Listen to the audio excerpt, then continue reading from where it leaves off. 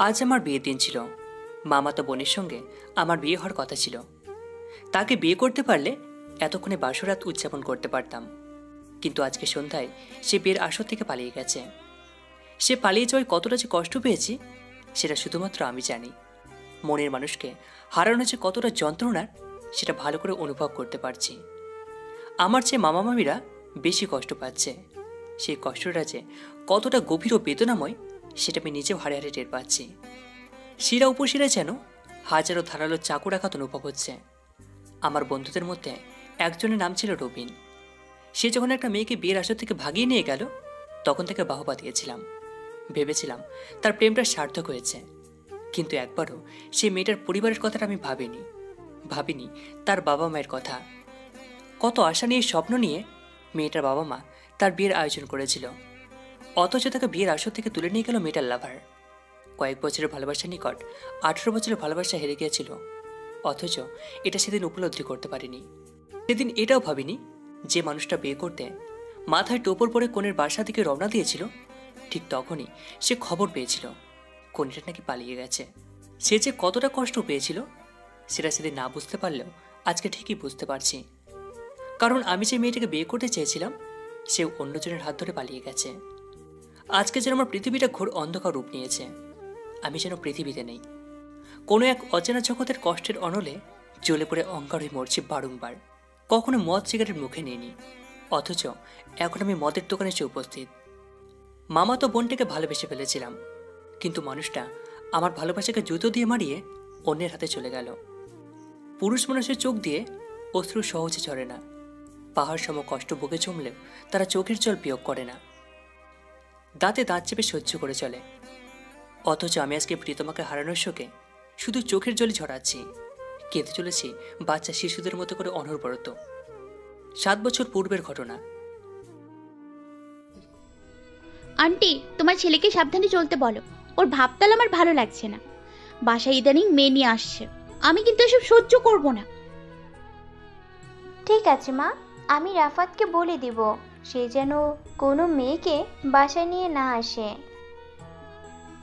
আম্মু ও অনিমার কথোপকথন শুনছিলাম আমার রুম থেকে বের হয়ে আম্মুকে জোর কণ্ঠে বললাম, মা, এই পিচ্চি মেয়েটা আজকাল আমার উপরে বেশি মতবাড়ি কাটাচ্ছে কেন?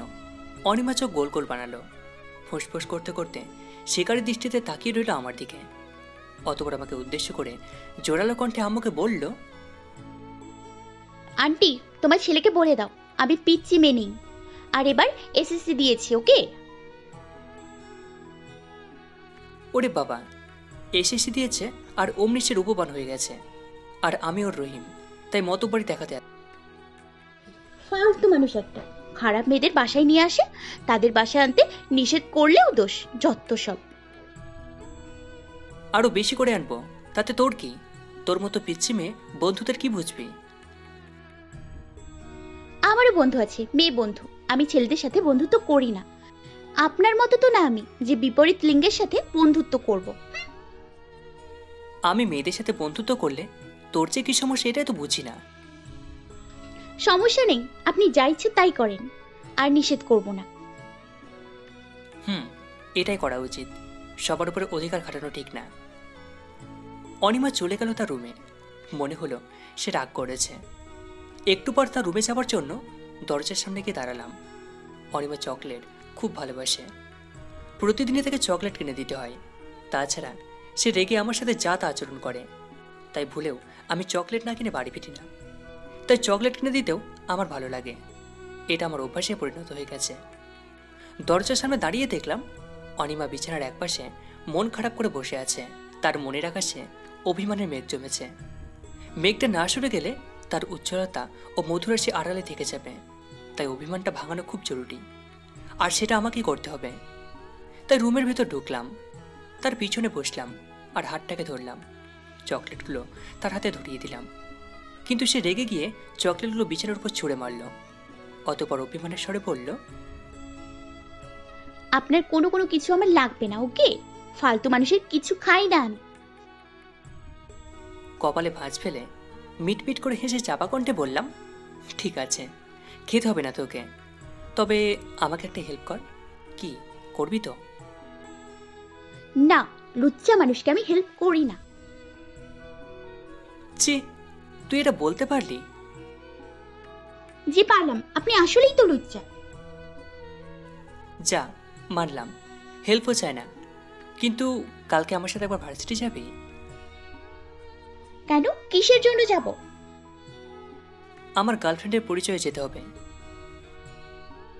কি, আপনি কি আমার বয়ফ্রেন্ড লাগেন যে আমি আপনাকে আমার বয়ফ্রেন্ডের পরিচয় দিব? লজ্জা করে না?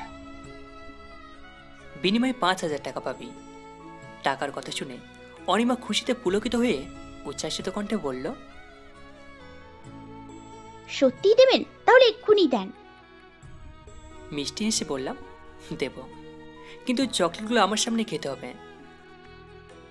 ঠিক আছে। আচমকা রুমের ভিতর ভাবি ঢুকে পড়ল। আমি আর অনিমা খুব পাশাপাশি বসে আছি, দুজনের গায়ের সাথে গা লেগে আছে। ভাবি আমাদের দুজনকে দেখে দুষ্টুমি হাসি দিয়ে বলল, বাহ, দুজনের রোমান্স দেখে তো ভালোই লাগছে। যেন রোমিও জুলিয়েটের রোমান্স হচ্ছে, ভালোবাসা একদম জমে ক্ষীর। ইস, আগে যদি তোমাদের রোমান্স দেখতে পারতাম তাহলে তোমাদের ভাইদের মন আরো আগে জয় করে নিতে পারতাম। ভাবির কথাগুলো শুনে অনিমা লজ্জায় লাল রঙা হয়ে গেল। তার ফর্সা গাল দুটো যেন লাল টুকটুকে গোলাপের পাপড়ির রঙিনের রূপ নিল। লজ্জাপতির মতো চুপসে গিয়ে লাজুক হাসি এসে বলল, ভাবি কি যে বলেন না। ভাবি ফের ফিক করে হেসে বলল, বুঝেছি, আর লজ্জা পেতে হবে না। অনিমাকে শক্ত কণ্ঠে বললাম, কই, তুই চকলেট খাচ্ছিস না কেন? অনিমা চকলেটগুলো হাতে নিয়ে খেতে লাগলো। কিছুটা খাওয়া শেষ হলে ভাবিকে তীক্ষ্ণ কণ্ঠে বললাম, ভাবি, অনিমা আমার ছোট বোনের মতো, ওকে নিয়ে এরকম চিন্তা করো না। তবে অনিমাকে বলেছি কাল থেকে ভার্সিটি যেতে হবে আমার প্রেমিকার পরিচয়ে। বিনিময় থেকে 5,000 টাকা দেবো বলে অফার দিয়েছি। এটা বলেছি এই জন্যই যে ও যেন চকলেটগুলো খায়। কথাটা শুনে অনিমা চকলেটগুলো ফের খাটের উপর ছুঁড়ে মারল। আমার দিকে ক্ষুধার্ত পাখির মতো রূপ নিয়ে ভয়ঙ্কর চোখে তাকিয়ে রইল। পর মুহূর্তে চেঁচানোর স্বরে বলল, তার মানে আপনি মিথ্যে কথা বলেছিলেন? ভার্সিটিতে নিয়ে যাবেন না আমাকে? টাকাটাও পাবো না তাহলে? চোখ পিটপিট করে বললাম, না তো, মিথ্যে বলেছি। শালা ফালতু লোক। ভাবি খিলখিল করে হাসতে লাগলো আর বলল, হয়েছে, তোমরা এবার থামো। মিষ্টির ঝগড়াটা বেশি দূর এগোলে দুজনে হাডুডু খেলা শুরু করে দিতে পারো। বলা তো যায় না, নতুন নতুন প্রেম প্রীতি বলে কথা। আমি অনিমার পিঠে থাপ্পড় মেরে এবং উচ্চ স্বরে, লুচ্চাকটা, কথাটি বলে রুম থেকে বেরিয়ে গেল। সকালে ঘুম ভাঙল সবার চেঁচামেচিতে। অনিমার কান্নার আওয়াজ পেলাম। রুম থেকে বেরিয়ে বারান্দাতে গিয়ে দেখি বিয়ের সাজে একটা মেয়ে চেয়ারে বসা। পান চিবাচ্ছে মেয়েটা। ভাবি গোমরা মুখ নিয়ে বাঁকা চোখে তাকিয়ে থেকে মেয়েটা চেহারা বরাবর দাঁড়িয়ে আছে। অনিমা অনবরত কেঁদে চলেছে। বুঝতে পারলাম না ব্যাপারটা। ওদিকে আব্বু আম্মুও কপালে হাত দিয়ে বসে আছে। তাদের চোখে মুখে বিষাদের ছাপ লক্ষ্য করলাম।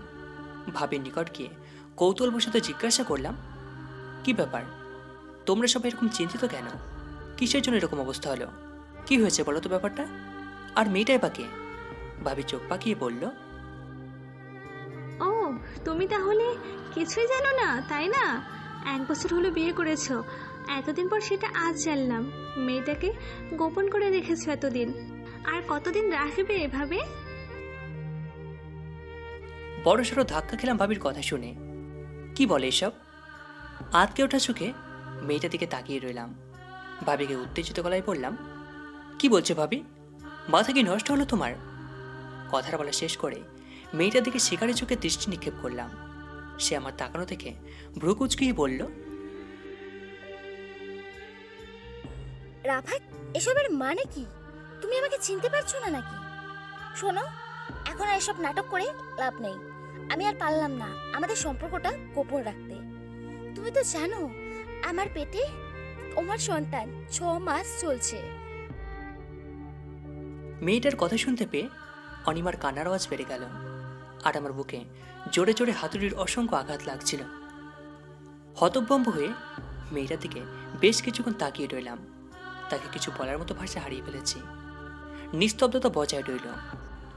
অকস্মাৎ নীরবতা ভেঙে মেয়েটাকে উচ্চস্বরে বললাম, এসব নাটক করে কোনো লাভ হবে না, তাই ভালোই ভালোই বলছি আমার বাসা থেকে চলে যান, অন্যথায় কপালে খারাপই আছে আপনার।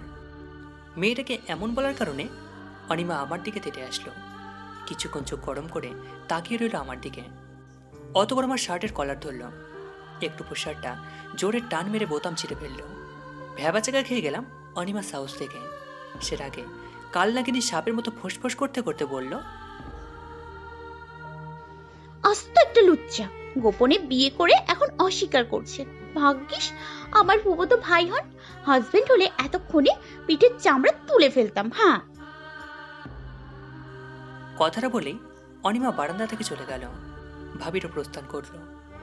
বাবা ও মা আগে থেকে চলে গেছে। ভাবি চলে যাওয়ার পর মেয়েটা একটা চোখ মারল। হক চোখে উঠলাম, ভ্রুযুগল কুঁচিয়ে তাকিয়ে রইলাম তার দিকে। সে নরম কণ্ঠে বলল, আমি অভিনেত্রী, অনেক বড় অভিনেত্রী। আমাকে ওদের সামনে আপনার দৃষ্টিতে অপরিচিত জন হিসাবে পরিচয় দিয়ে কোনো লাভ হবে না। তারা আপনার কথা বিশ্বাস করবে না। তার চেয়ে এক কাজ করেন, আমাকে এই বাড়িতে থাকতে দিন। আমার অভিনয় শেষ হলেই চলে যাব। প্রচণ্ড রাগ হচ্ছিল, কিন্তু এখন কেন যেন মেয়েটার উপর রাগ দেখাতে পারছি না। কি করলে যে রাগ দেখাতে পারবো বুঝে উঠতে পারছি না। কৃত্রিম রাগ দেখানোর মতো অভিব্যক্তি নিয়ে মেয়েটাকে বললাম, ফাজলামি পেয়েছেন? চলে যান বলছি, নইলে চাঁদা করে ফেলবো বলে দিলাম। মেয়েটা আমার দিকে তেড়ে আসলো। ঠিক তখনই অনিমা আমার হাতটা ধরে তার রুমে নিয়ে গেল, একদম খাটের উপর ফেলে দিল। এরপর দরজাটা বন্ধ করে দিল। ড্রয়ার থেকে চকচকে ধারালো একটা চাকু বের করে আমার গলায় ধরে দাঁতে দাঁত চেপে বলল, সত্যি করে বল, সে তোর কি হয়? মিথ্যা বললেই আজ তোর খবর করে দিব। ভয় না পেলেও ভয়ের ভান ধরে ঢোক গেলে মিনমিন গলায় বললাম, বলবো। তার আগে বল, আমার কারোর সাথে বিয়ে হয়ে থাকলে তোর এত সমস্যা কি? আমি তোর কি হয়? গালে চিমটি মেরে শক্ত কণ্ঠে বলল, তুই আমার ভাতার হোস, বুঝছিস? ছি, তোর চেয়ে মিনিমাম 8 বছরের বড় হব আমি, আর তুই এমন কথা বললি? লজ্জা শ্রমিকের মাথা খেয়েছিস? চুপ লুচ্চা, আমি চাই না তুই চরিত্রহীনদের মতো আবল তাবল কাজ করিস। তোকে আমি চরিত্রবান লোক হিসেবে দেখতে চাই। এতে তোর কি লাভ? লাভ আছে। যাক, তুই ঠিক আপনিতে এসেছিস, এবার চাকুটা সরিয়ে ফেল। মেয়েটা যদি সত্যি আপনার কিছু না হয় তাহলে তাকে বাসা থেকে বের করে দেন তাড়াতাড়ি। যেতে যাচ্ছে না যে? ও, তার মানে সত্যি সত্যি সে আপনার স্ত্রী হয়, বুঝে গেছি আমি। আরে পাগলি, মেয়েটাকে বাসা থেকে কৌশলে বের করতে হবে। বাড়াবাড়ি করতে গেলে আমার প্রেস্টিজে 12টা বাঁচিয়ে দেবে। কয়েকদিন তো সময় দিতে হবে। আমি এত কিছু তো বুঝি না, আজ এক্ষুনি তাকে বাসা ছাড়া করেন। ঠিক আছে রে, আমি দেখছি ব্যাপারটা। আর শুনিন, কাল আমার এসএসসি পরীক্ষার রেজাল্ট দেবে। ফলাফল পাবার পর আমাকে নিয়ে ঘুরতে যেতে হবে। আচ্ছা, নিয়ে যাব। তার আগে আমার শার্টের বোতামটা লাগিয়ে দে। আমার বয়ে গেছে। তাহলে থাক, লাগবে না তোর হেল্প। আমিও কাল থেকে ঘুরতে নিয়ে যাব না। ঠিক আছে, দিচ্ছি বোতাম লাগিয়ে, অপেক্ষা করেন। অনিমা ড্রয়ার থেকে সুই আর সুতা ও সাদা বোতাম নিয়ে আসলো। আমাকে বলল শার্টটা খুলতে, কিন্তু আমি বললাম শার্টটা গায়ে থাকবে, এভাবে লাগিয়ে দে। এটা শুনে অনিমা লজ্জায় লাজরাঙা হয়ে গেল। বোতাম লাগানো হয়ে গেল। সুতা দাঁড় দিয়ে কাটতে লাগলো। তার মুখ ও ঠোঁট আমার বুকে লাগলো। সুতো কাটা হলেও তার ঠোঁট ও মুখ আমার বুকের সাথে চেপে ধরে রাখলো এবং বুকের পরশ নিচ্ছিল এভাবে। ক্রমে যেন অনিমা আমার দিকে ঝুঁকে আসছিল। তার গা কাঁপছিল, নিঃশ্বাসও ভারী হচ্ছিল। আমার ভিতরে অন্যরকম শিহরণ জাগলেও নিজেকে সামনে নিলাম। অনিমা আচমকা নিজেকে সূত্রে নিয়ে লজ্জামাখা মুখ নিয়ে লাজুক হেসে রুম থেকে বেরিয়ে গেল। যে মেয়েটা আমার স্ত্রীর দাবি নিয়ে এসেছে তার নাম রায়সা। তাকে অনেক রিকোয়েস্ট করার পরও বাসা থেকে যেতে রাজি হলো না। তার কথা একটাই, যখন তার মন চাইবে তখন সে যাবে, তার আগে নয়। 1 লাখ টাকা লোভ দেখালাম, এরপরও সে বাড়ি ছাড়তে রাজি হলো না। তবে খুশির সংবাদ হচ্ছে অনিমাকে রাজি করাতে পেরেছি যে মেয়েটা আজকে রাত পর্যন্ত থাকবে। আজকে রাতটা অনিমাকে ধৈর্য ধরে থাকতে বলেছি। অনিমা আপত্তি জানিয়ে এতে, কিন্তু চিন্তা হচ্ছে যদি মেয়েটি কাল বাসা থেকে না যায় তখন অনিমা কি ব্যাপারটা মেনে নেবে? রাত তখন 12টা। ঘুমের জগতে ডুব নিয়ে অসম্ভব ভালো ভালো স্বপ্ন দেখছিলাম। হঠাৎই আমার বুকে ঠান্ডা বরফের মতো কোনো কিছুর পরশ পেলাম। এতে ছাদের ঘুমটা ভেঙে গেল। মনে হলো কোনো শীতল লেজ বিশিষ্ট সাপের ছোঁয়া লেগেছে আমার বুকে।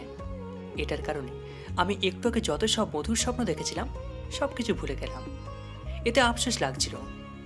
কিছু কিছু স্বপ্ন দেখার পর ঘুম ভেঙে গেলে এবং সেই স্বপ্নগুলো ভুলে গেলে খুবই খারাপ লাগে।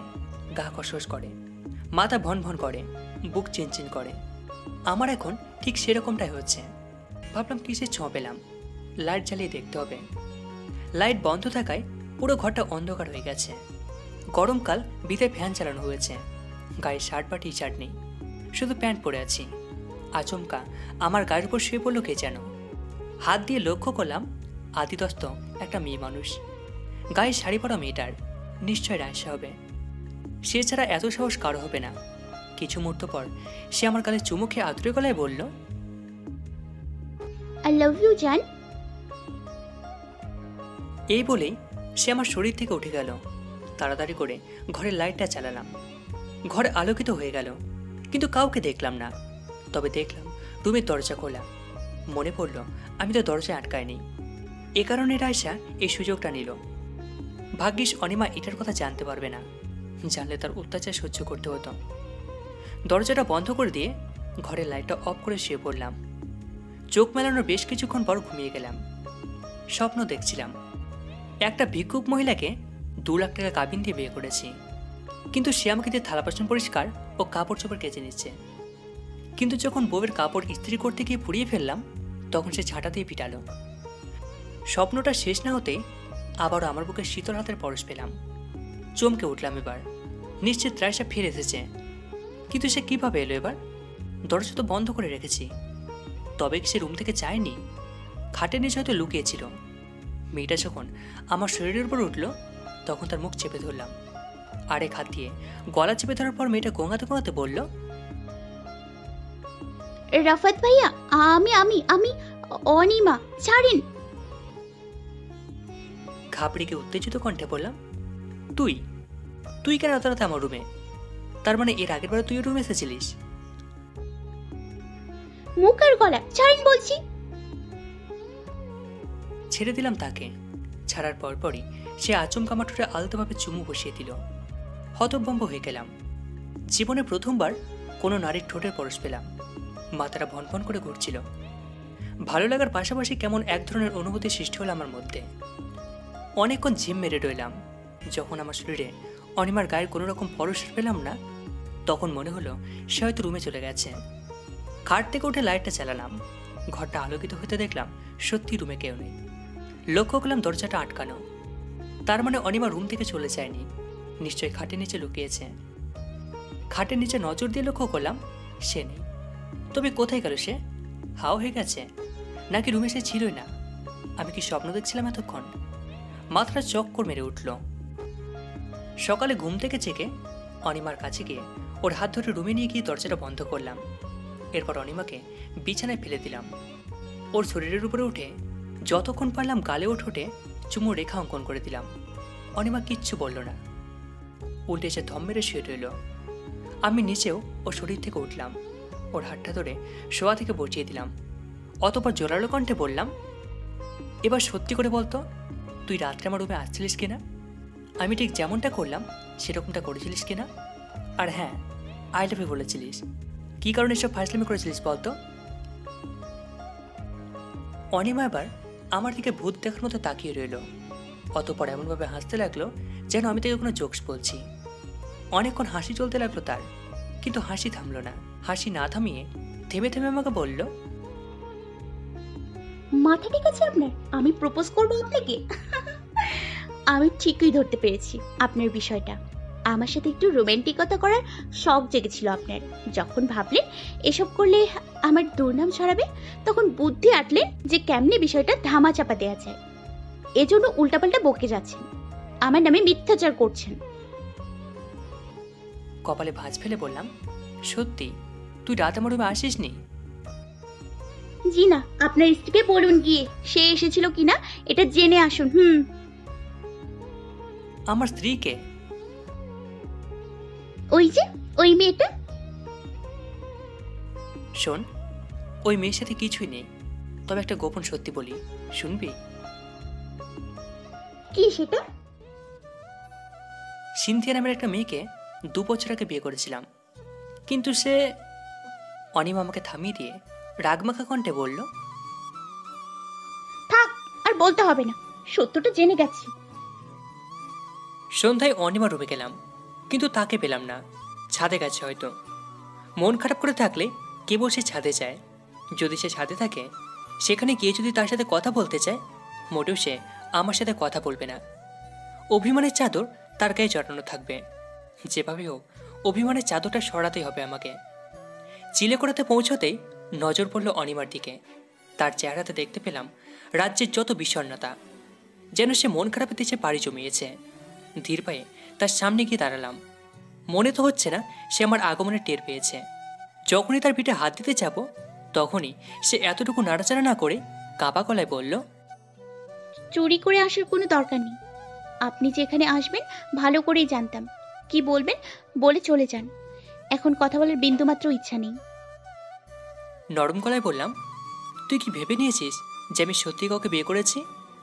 অনিমা এক নজরে আমার দিকে গরম চোখে তাকিয়ে ফের নজর ফিরিয়ে নিল।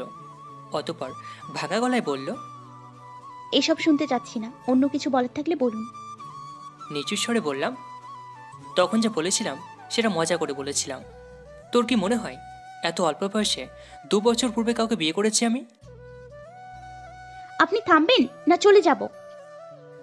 আচ্ছা, থামলাম, কিন্তু একটা কথা বলতো, আমি বিয়ে করেছি কি করিনি এটার জন্য তুই মন খারাপ করছিস কেন? তখন ওভাবে কাঁদলি কেন? চুপ থাকেন বলছি। আচ্ছা, চুপ রইলাম। এবার বল, তুই কোন কলেজে ভর্তি হবি? সেটা আপনাকে বলবো কেন? থাক, বলতে হবে না। তো কাল আমার সাথে কোথায় যেতে চাস? যাব না, গেলেও আপনাকে নিয়ে যাব না। কিন্তু আমি তোর সাথে ঘুরতে যাব বলে একজনের ফ্রেন্ডকে অফার পিটিয়ে দিলাম।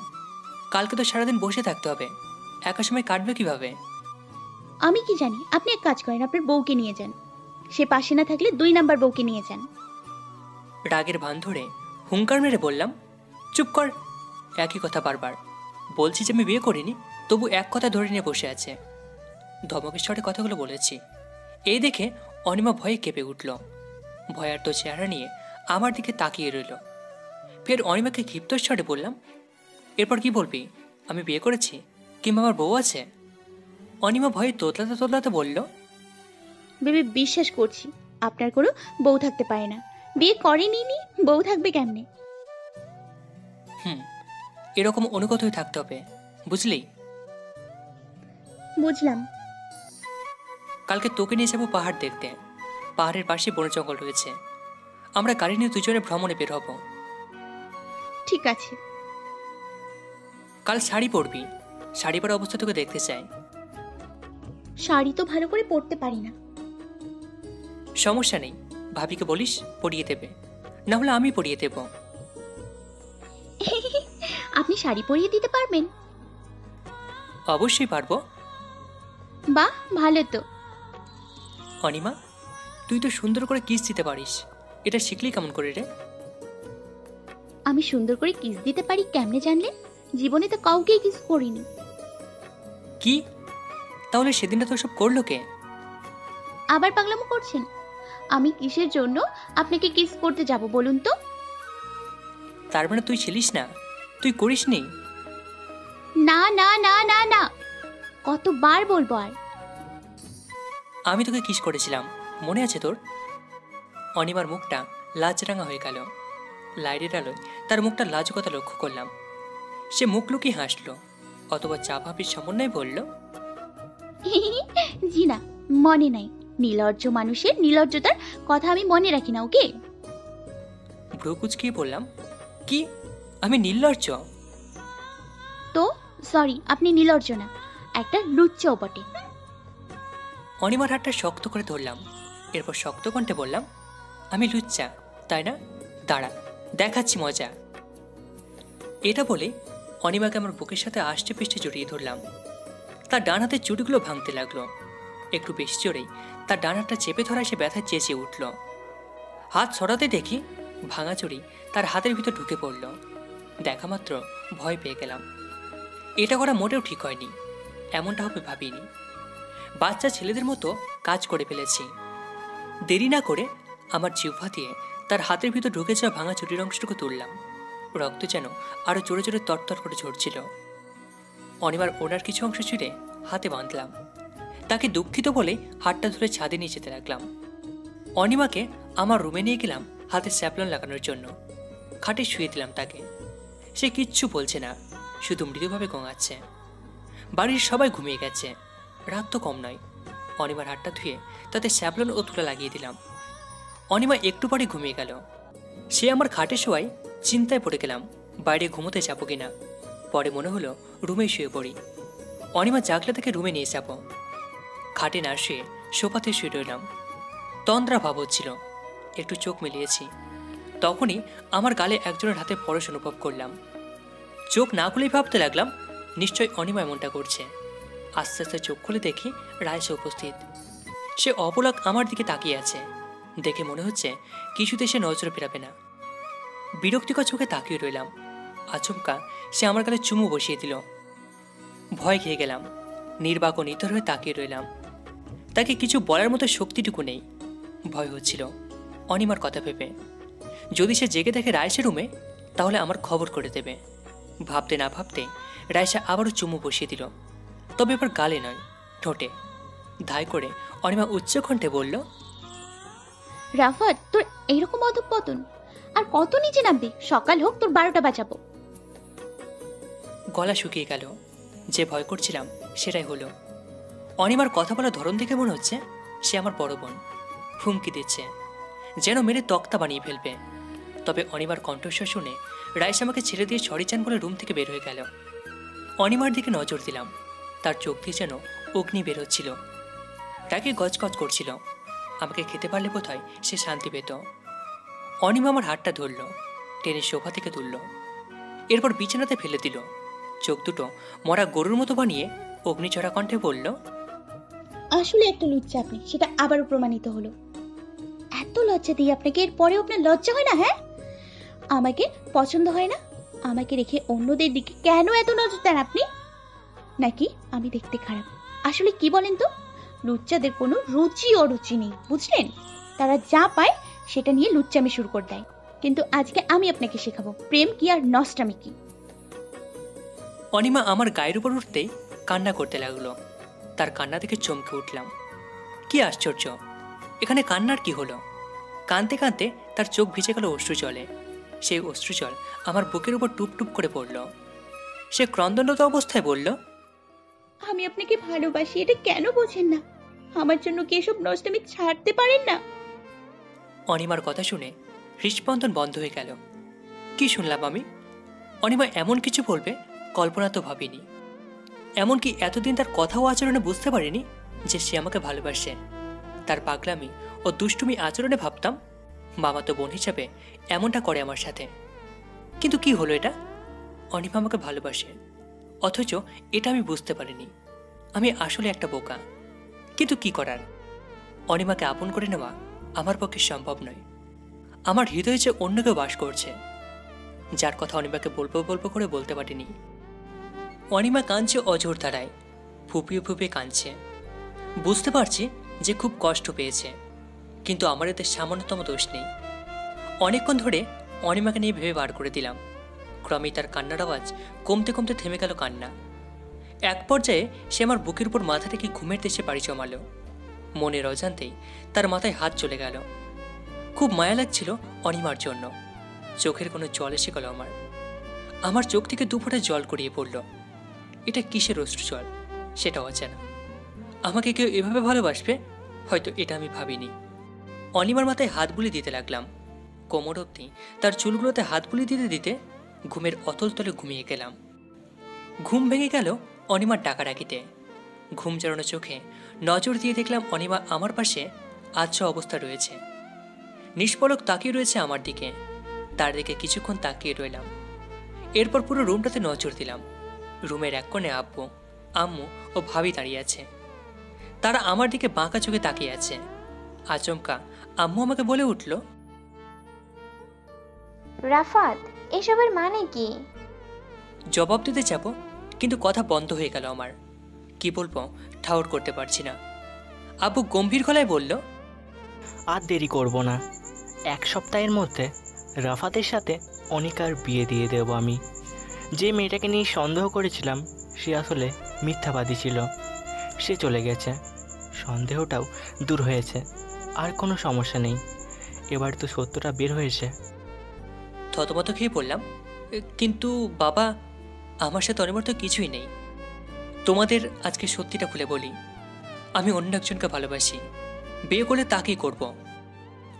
অনিমার পূর্ণিমার চাঁদের ন্যায় জলজলে মুখটা নিমেষে কালো হয়ে গেল কষ্টের তাপে। হাস্যোজ্জ্বল মুখটা মলিন হয়ে গেল। আমার পাশে আজসা হয়েছিল, তার মুখ জুড়ে ছিল তৃপ্তির হাসি, সেটাও হারিয়ে গেছে। মুহূর্তের মধ্যে তার চেহারাতে বিষাদের ছায়া লক্ষ্য করলাম। চোখ দুটো অশ্রু জলে ছলছল করছিল। অনিমা আমার দিকে করুণ দৃষ্টিতে তাকিয়েছিল। কিছু মুহূর্ত পর খাট থেকে নেমে গেল, ধীর পায়ে রুম থেকে বের হয়ে গেল। অনিমা চলে যাবার পর আব্বু আম্মু চলে গেল কিছু না বলে, কিন্তু ভাবি রুমে থেকে গেল। তার চোখে মুখে আনন্দের ছাপ বিরাজ করছিল, চোখ চকচক করছিল। ভাবি খাটে ধীর স্থিরভাবে বসল, আমার দিকে তাকিয়ে কৌতূহলের অভিব্যক্তিতে ক্ষীণস্বরে বলল, কে সেই মেয়েটা? তার নামটা অন্তত বলো। তীব্র অনিচ্ছা সত্ত্বেও বললাম, আচ্ছা একজন, আমরা বন্ধু ছিলাম। এক পর্যায়ে সে আমাকে প্রপোজ করলো, আমিও না করতে পারিনি।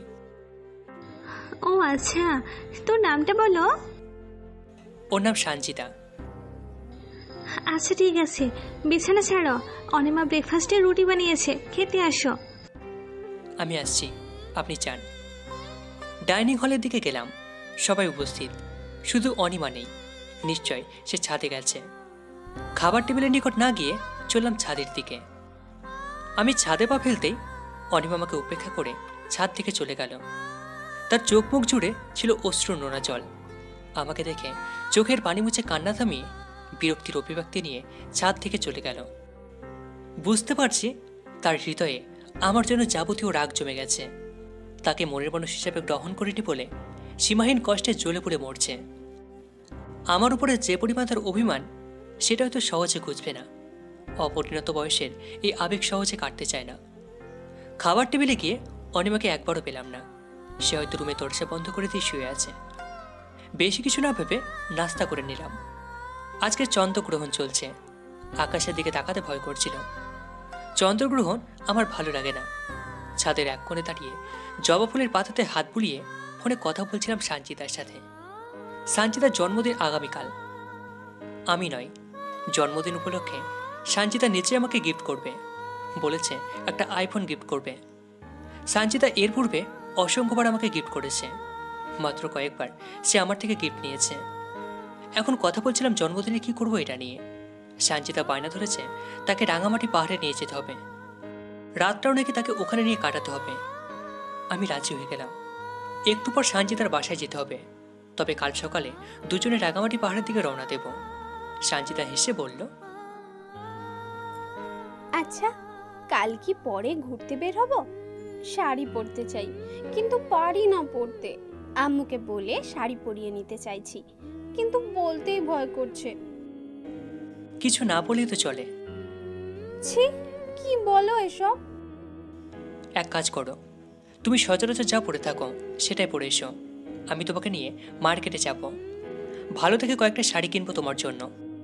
ট্রায়াল রুমে গিয়ে আমি তোমাকে শাড়ি পরিয়ে দেব। কি চলবে তো? চলবে জান। সুন্দরী তোমা, তাহলে এখন ফোন রাখি। হুম।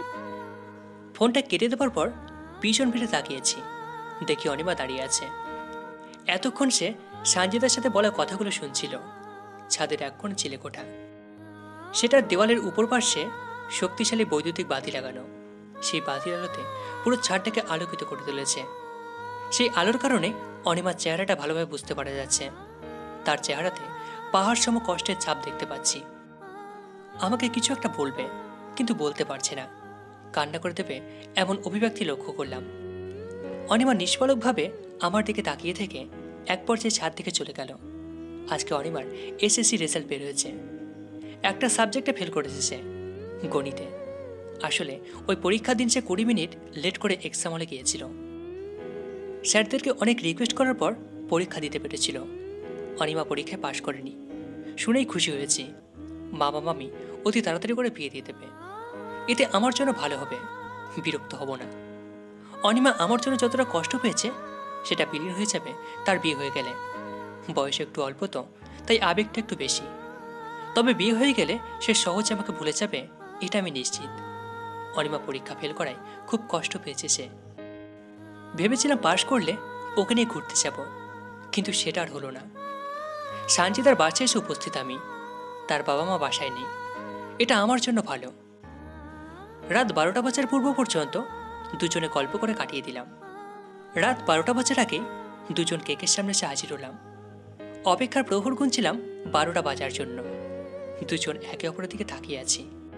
যখনই 12টা বাজলো এবং দেওয়ালে ঘড়িতে বেল বেজে উঠল, তখনই সানজিদা আমাকে জড়িয়ে ধরে ঠোঁটে চুম্বনের রেখা অঙ্কন করে দিল। অবাক হয়ে রইলাম আর সানজিদার ভালোবাসার পরশ উপভোগ করছিলাম। এতদিন থেকে বলে যেটা পাইনি, অথচ আজকে না চাইতে সেটা পেয়ে গেলাম। সানজিদা আমাকে নিচে থেকে ছেড়ে দিল। অতঃপর সে লাজুক চাউনিতে আমার দিকে অপলকভাবে তাকিয়ে রইল। একটু পর সে কেক কেটে এক টুকরো আমার মুখে দিল। আমি ওই এক টুকরো কেক নিয়ে তার মুখে দিলাম। সানজিদা খুবই আনন্দিত, খুশি রাতি সাজছে। সে বলল, আজকে আমি খুব খুশি। তুমি যা চাও এখনই তুমি তা পাবে। কি চাও বলে দেখো শুধু। আমি নরম কণ্ঠে বললাম, এখন কিছু চাই না, তবে সারা জীবনের জন্য একটা জিনিস চাই। সেটা হচ্ছে তোমার আরও 100টা জন্মদিন যেন এভাবেই কাটিয়ে দিতে পারি। রাতটা সানজিদার সাথে কাটিয়ে দিলাম। সকালে ঘুম থেকে উঠে দেখি রুমে আমার ভাবে এসে উপস্থিত। সে এই বাসায় কিভাবে এলো সেটা বুঝতে পারছি না। বাসার ঠিকানাও তো বলিনি তাকে। এটা কি সানজিদার বাসা? রুমটা ভালো করে লক্ষ্য করলাম। সানজিদারই তো বাসা। ভাবি কেন এখানে আসলো? রাতে সানজিদার সাথে অপ্রীতিকর ঘটনা ঘটে গেছে। যা চাইনি সেটা হয়েছে, কিন্তু সানজিদার মধ্যে তেমন কোনো প্রতিক্রিয়া দেখছি না। ভাবছি ভাবিকে নিয়ে সে এই বাড়িতে কিসের জন্য এলো। কপালে ভাঁজ ফেলে কৌতূহলবশত বললাম, ভাবি আপনি এখানে কিসের জন্য আসছেন? ভাবি মিষ্টি হাসলো, অতঃপর মৃদুস্বরে বলল, সানজিদা আমার বান্ধবীর মেয়ে হয়, ওর মায়ের কাছে আসছিলাম, কিন্তু তাকে পেলাম না। ও আচ্ছা, তো আপনি কি চলে যাবেন? চলে যাব। এদিকে বেলা 12টার পূর্বে সানজিদা ও আমি রাঙামাটি যাবার জন্য প্রস্তুত হচ্ছিলাম। ঠিক 12টার দিকে আম্মুর নাম্বার থেকে আমার ফোনে কল এলো। ফোনটা রিসিভ করলাম। আম্মু কান্না মিশ্রিত কণ্ঠে বলল, রাফাত রে, অনিমা বিষ খেয়েছে, তুই যেখানেই থাকিস তাড়াতাড়ি চলে আয়। এমন দুঃসংবাদ শুনে আমার শরীরে রক্ত চলাচল বন্ধ হয়ে গেল, শ্বাসও বন্ধ হয়ে গেছে বলে মনে হলো। ফোনটা হাত থেকে পড়ে গেল। বাসায় থাকতে পারলাম না। তাড়াহুড়ো করে সানজিদার বাসা থেকে বের হলাম। আমার বাইক নিয়ে চললাম বাসার দিকে। বাসায় পৌঁছে শুধু ভাবিকে পেলাম। তাকে বললাম অনিমাকে কোন হসপিটালে ভর্তি করা হয়েছে। সে হসপিটালের নাম বলল। চললাম হসপিটালের দিকে। পৌঁছে অনিমাকে বিপদমুক্ত অবস্থা দেখলাম। কেবিনে ঢুকতেই সবাই রুম থেকে বের হয়ে গেল। অনিমার পাশে দাঁড়াতেই সে আমার দিকে এগিয়ে এসে আমার হাতটা খপ করে ধরে শক্ত কণ্ঠে বলল, এবার তো ভালোবাসেন আমাকে? আমি আপনাকে সত্যিই ভালোবাসি, এখন তো বুঝতে পারছেন? প্রচণ্ড রাগ হচ্ছিল অনিমার কথা শুনে। মেয়েটা আসলে একটা পাগল। এর পাগলামি বন্ধ হবে না কড়া কথা না বললে। তীব্র রাগান্বিত স্বরে বললাম, এতটুকু পিচ্ছি মেয়ে তুমি, ভালোবাসার কি বুঝো? যত সব। শোনো, আগে নিজেকে চিনতে শেখো, জানতে শেখো, নিজেকে ভালোবাসতে শেখো। লেখাপড়া তো কিছুই না, এসএসসিতে ফেল করেছো, অথচ আসো আমার সাথে প্রেম করার জন্য। আমার ভালোবাসা পাবার জন্য মরতে দ্বিধা করো না। আমাকে কি চেনো? 2 বছর আগে বিসিএস পরীক্ষায় সফলে ক্যাডার হয়েছি। নিজের যোগ্যতায়। তোমার মতো পাগলামি করে নিজের মূল্যবান সময় পার করিনি। জানি সবার জীবনে ভালোবাসা জন্মে, তবে সেটার সঠিক বয়স রয়েছে। পড়ালেখা শেষ করো, তবে ভালোবাসার সঠিক অর্থ বুঝতে পারবে। কি বুঝলে কিছু? আর একটা কথা, তোমার সাথে একটু বন্ধুপূর্ণ ব্যবহার করি, এই জন্য ভাবো যে প্রীতি দেখাচ্ছে তোমার সাথে, কিন্তু না। আজকে খুব ভদ্র ভাষায় বলছি, মনের ভুলেও আমার সাথে কথা বলতে আসবে না, দূরে দূরে থাকবে। ভালো করে জানি আমার জন্য তোমার প্রতি যেটা আছে সেটা ভালোবাসা নয়, পাগলামি। সময় হলে সেটা টের পাবে। যাই হোক, ভাগ্য ভালো যে সিরিয়াস কিছু হয়নি তোমার। আমি গেলাম, পারলে এসব পাগলামি ভুলে পড়ালেখায় মন দিও। হাসপাতাল থেকে বের হবার পর সানজিদা ফোন করলো। রিসিভ করতেই আওয়াজ উঁচু করে বলল, আমাদের কই যেন যাবার কথা ছিল, কই তুমি? হাসপাতালে এসেছিলাম, এখন তোমার বাসা থেকে যাচ্ছি, থাকো তুমি। তাড়াতাড়ি আসো, একটু দেরি হলেই খবর আছে তোমার। আসছি আমি। সানজিদার কথা মতো দ্রুত বেগে বাইক চালিয়ে চলতে লাগলাম। কিছু দূর যাবার পর চোখে ময়লা ও ইটের টুকরো লাগলো। চোখ আর খুলে রাখতে পারলাম না, বারবার চোখ বন্ধ করে আবার চোখ খুলছিলাম। চোখে আঙুল দিয়ে টলছিলাম। হঠাৎ দুটো ট্রাক একসাথে আমার দিকে দ্রুত গতিতে এগিয়ে আসছিল। চোখে ঝাপসা থাকার কারণে ব্রেক করতে পারছিলাম না, যেটার ভয় ক্ষণিক সময়ে আমাকে পিষিয়ে মারছিল।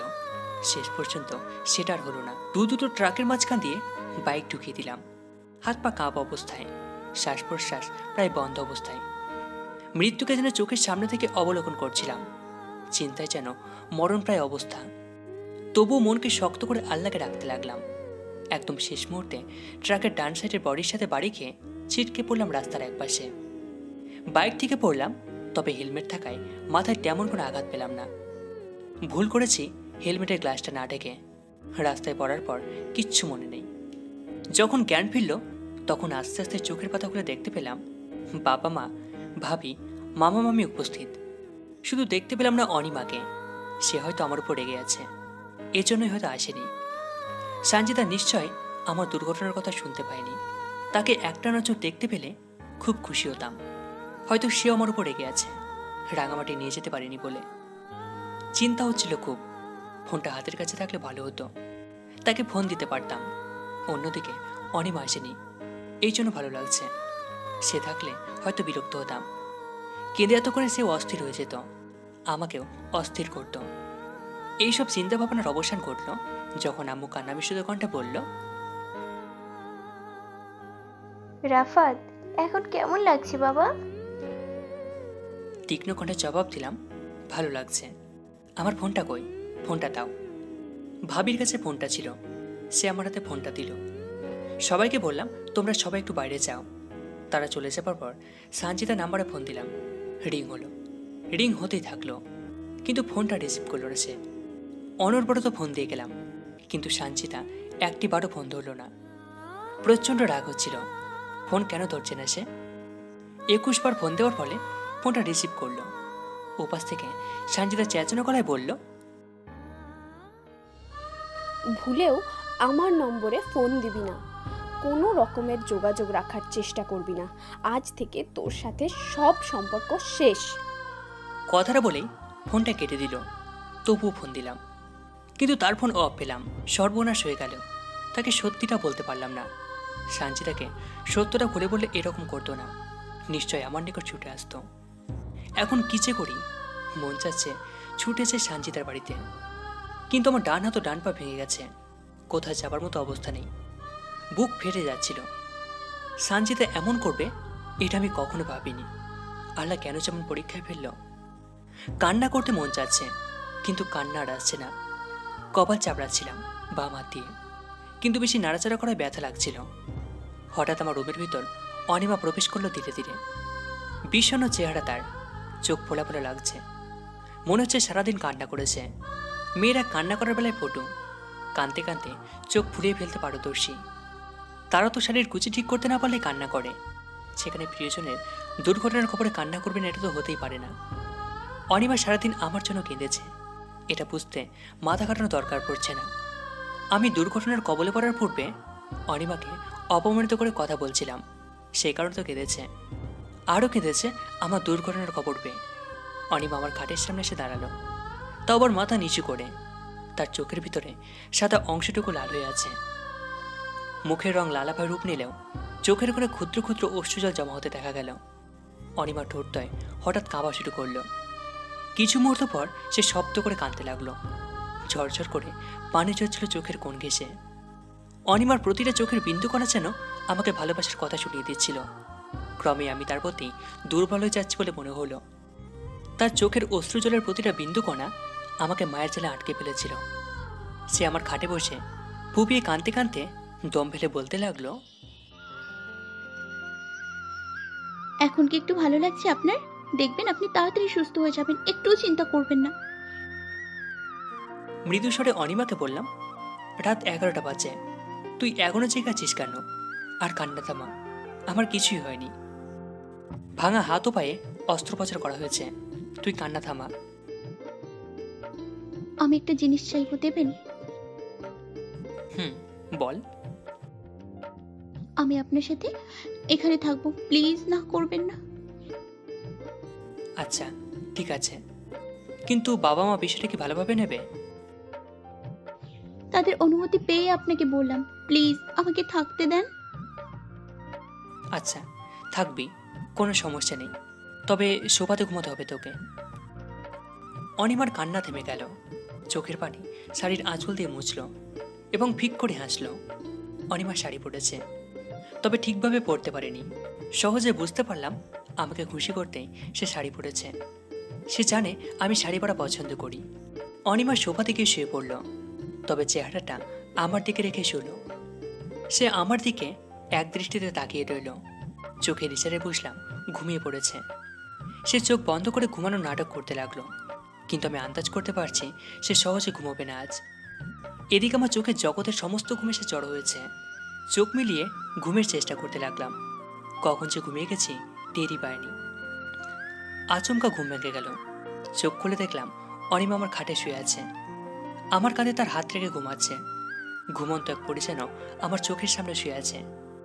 তার দিকে তাকাতে লজ্জা লাগছে, কেমন যেন মায়ে পড়ে যাচ্ছি বলে মনে হচ্ছে। আজকে আমার চোখে অনিমাকে জগতের সবচেয়ে সুন্দরী মেয়ে হিসেবে মনে হচ্ছে। অনিমার মায়ের জালে জড়িয়ে সম্মোহিত হয়ে যাচ্ছি না তো?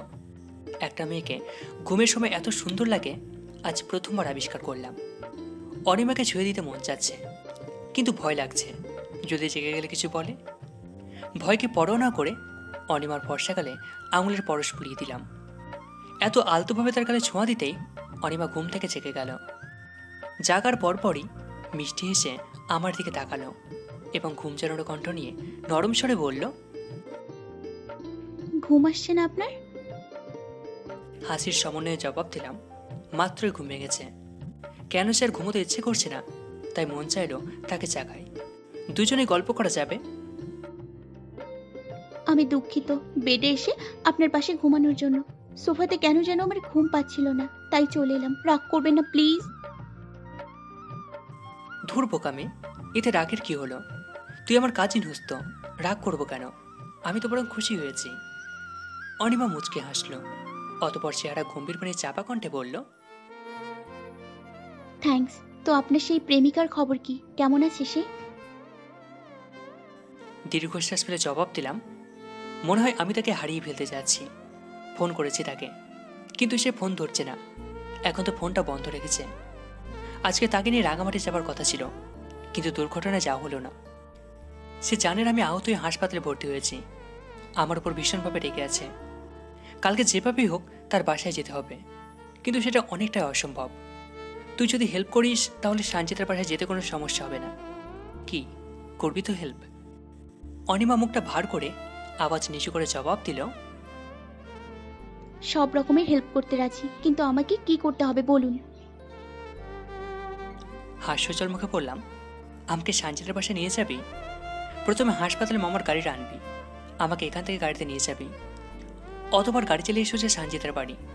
এরপর আমি এবং তুই দুজন মিলে সঞ্চিতাকে বোঝাবো, এতটুকুই। কিন্তু ডাক্তার কি আপনাকে কাল হসপিটাল থেকে রিলিজ দেবে? তুই ডাক্তারদের বোঝাবি, বুঝিয়ে যেভাবে পারিস রিলিজ করে কালি চেনার ব্যবস্থা করবি। কি পারবি তো? চেষ্টা করব। ঠিক আছে, এবার ঘুমিয়ে পড়। আপনি না বললেন গল্প করবেন আমার সাথে? এখন না, খুব ঘুম পাচ্ছে, ঘুমোবো এখন। পরে কোনো এক সময় গল্প করব। আচ্ছা। তবে একটা কথা শোন, তোকে না আজকে খুব মায়াবী লাগছে। মনে হচ্ছে আকাশ থেকে পরি নেমে এসেছে। অনিমা ভুবন ভোলানো হাসি দিয়ে চেহারা অন্যদিকে ঘুরিয়ে শুয়ে পড়ল। ঘুমিয়ে না পড়া পর্যন্ত সে হাসতে থাকবে। মেয়েদের বৈশিষ্ট্য তাদের প্রশংসা করলে নিঃশব্দে কিংবা শব্দ করে বেশ কিছু সময় ধরে হাসতে থাকবে।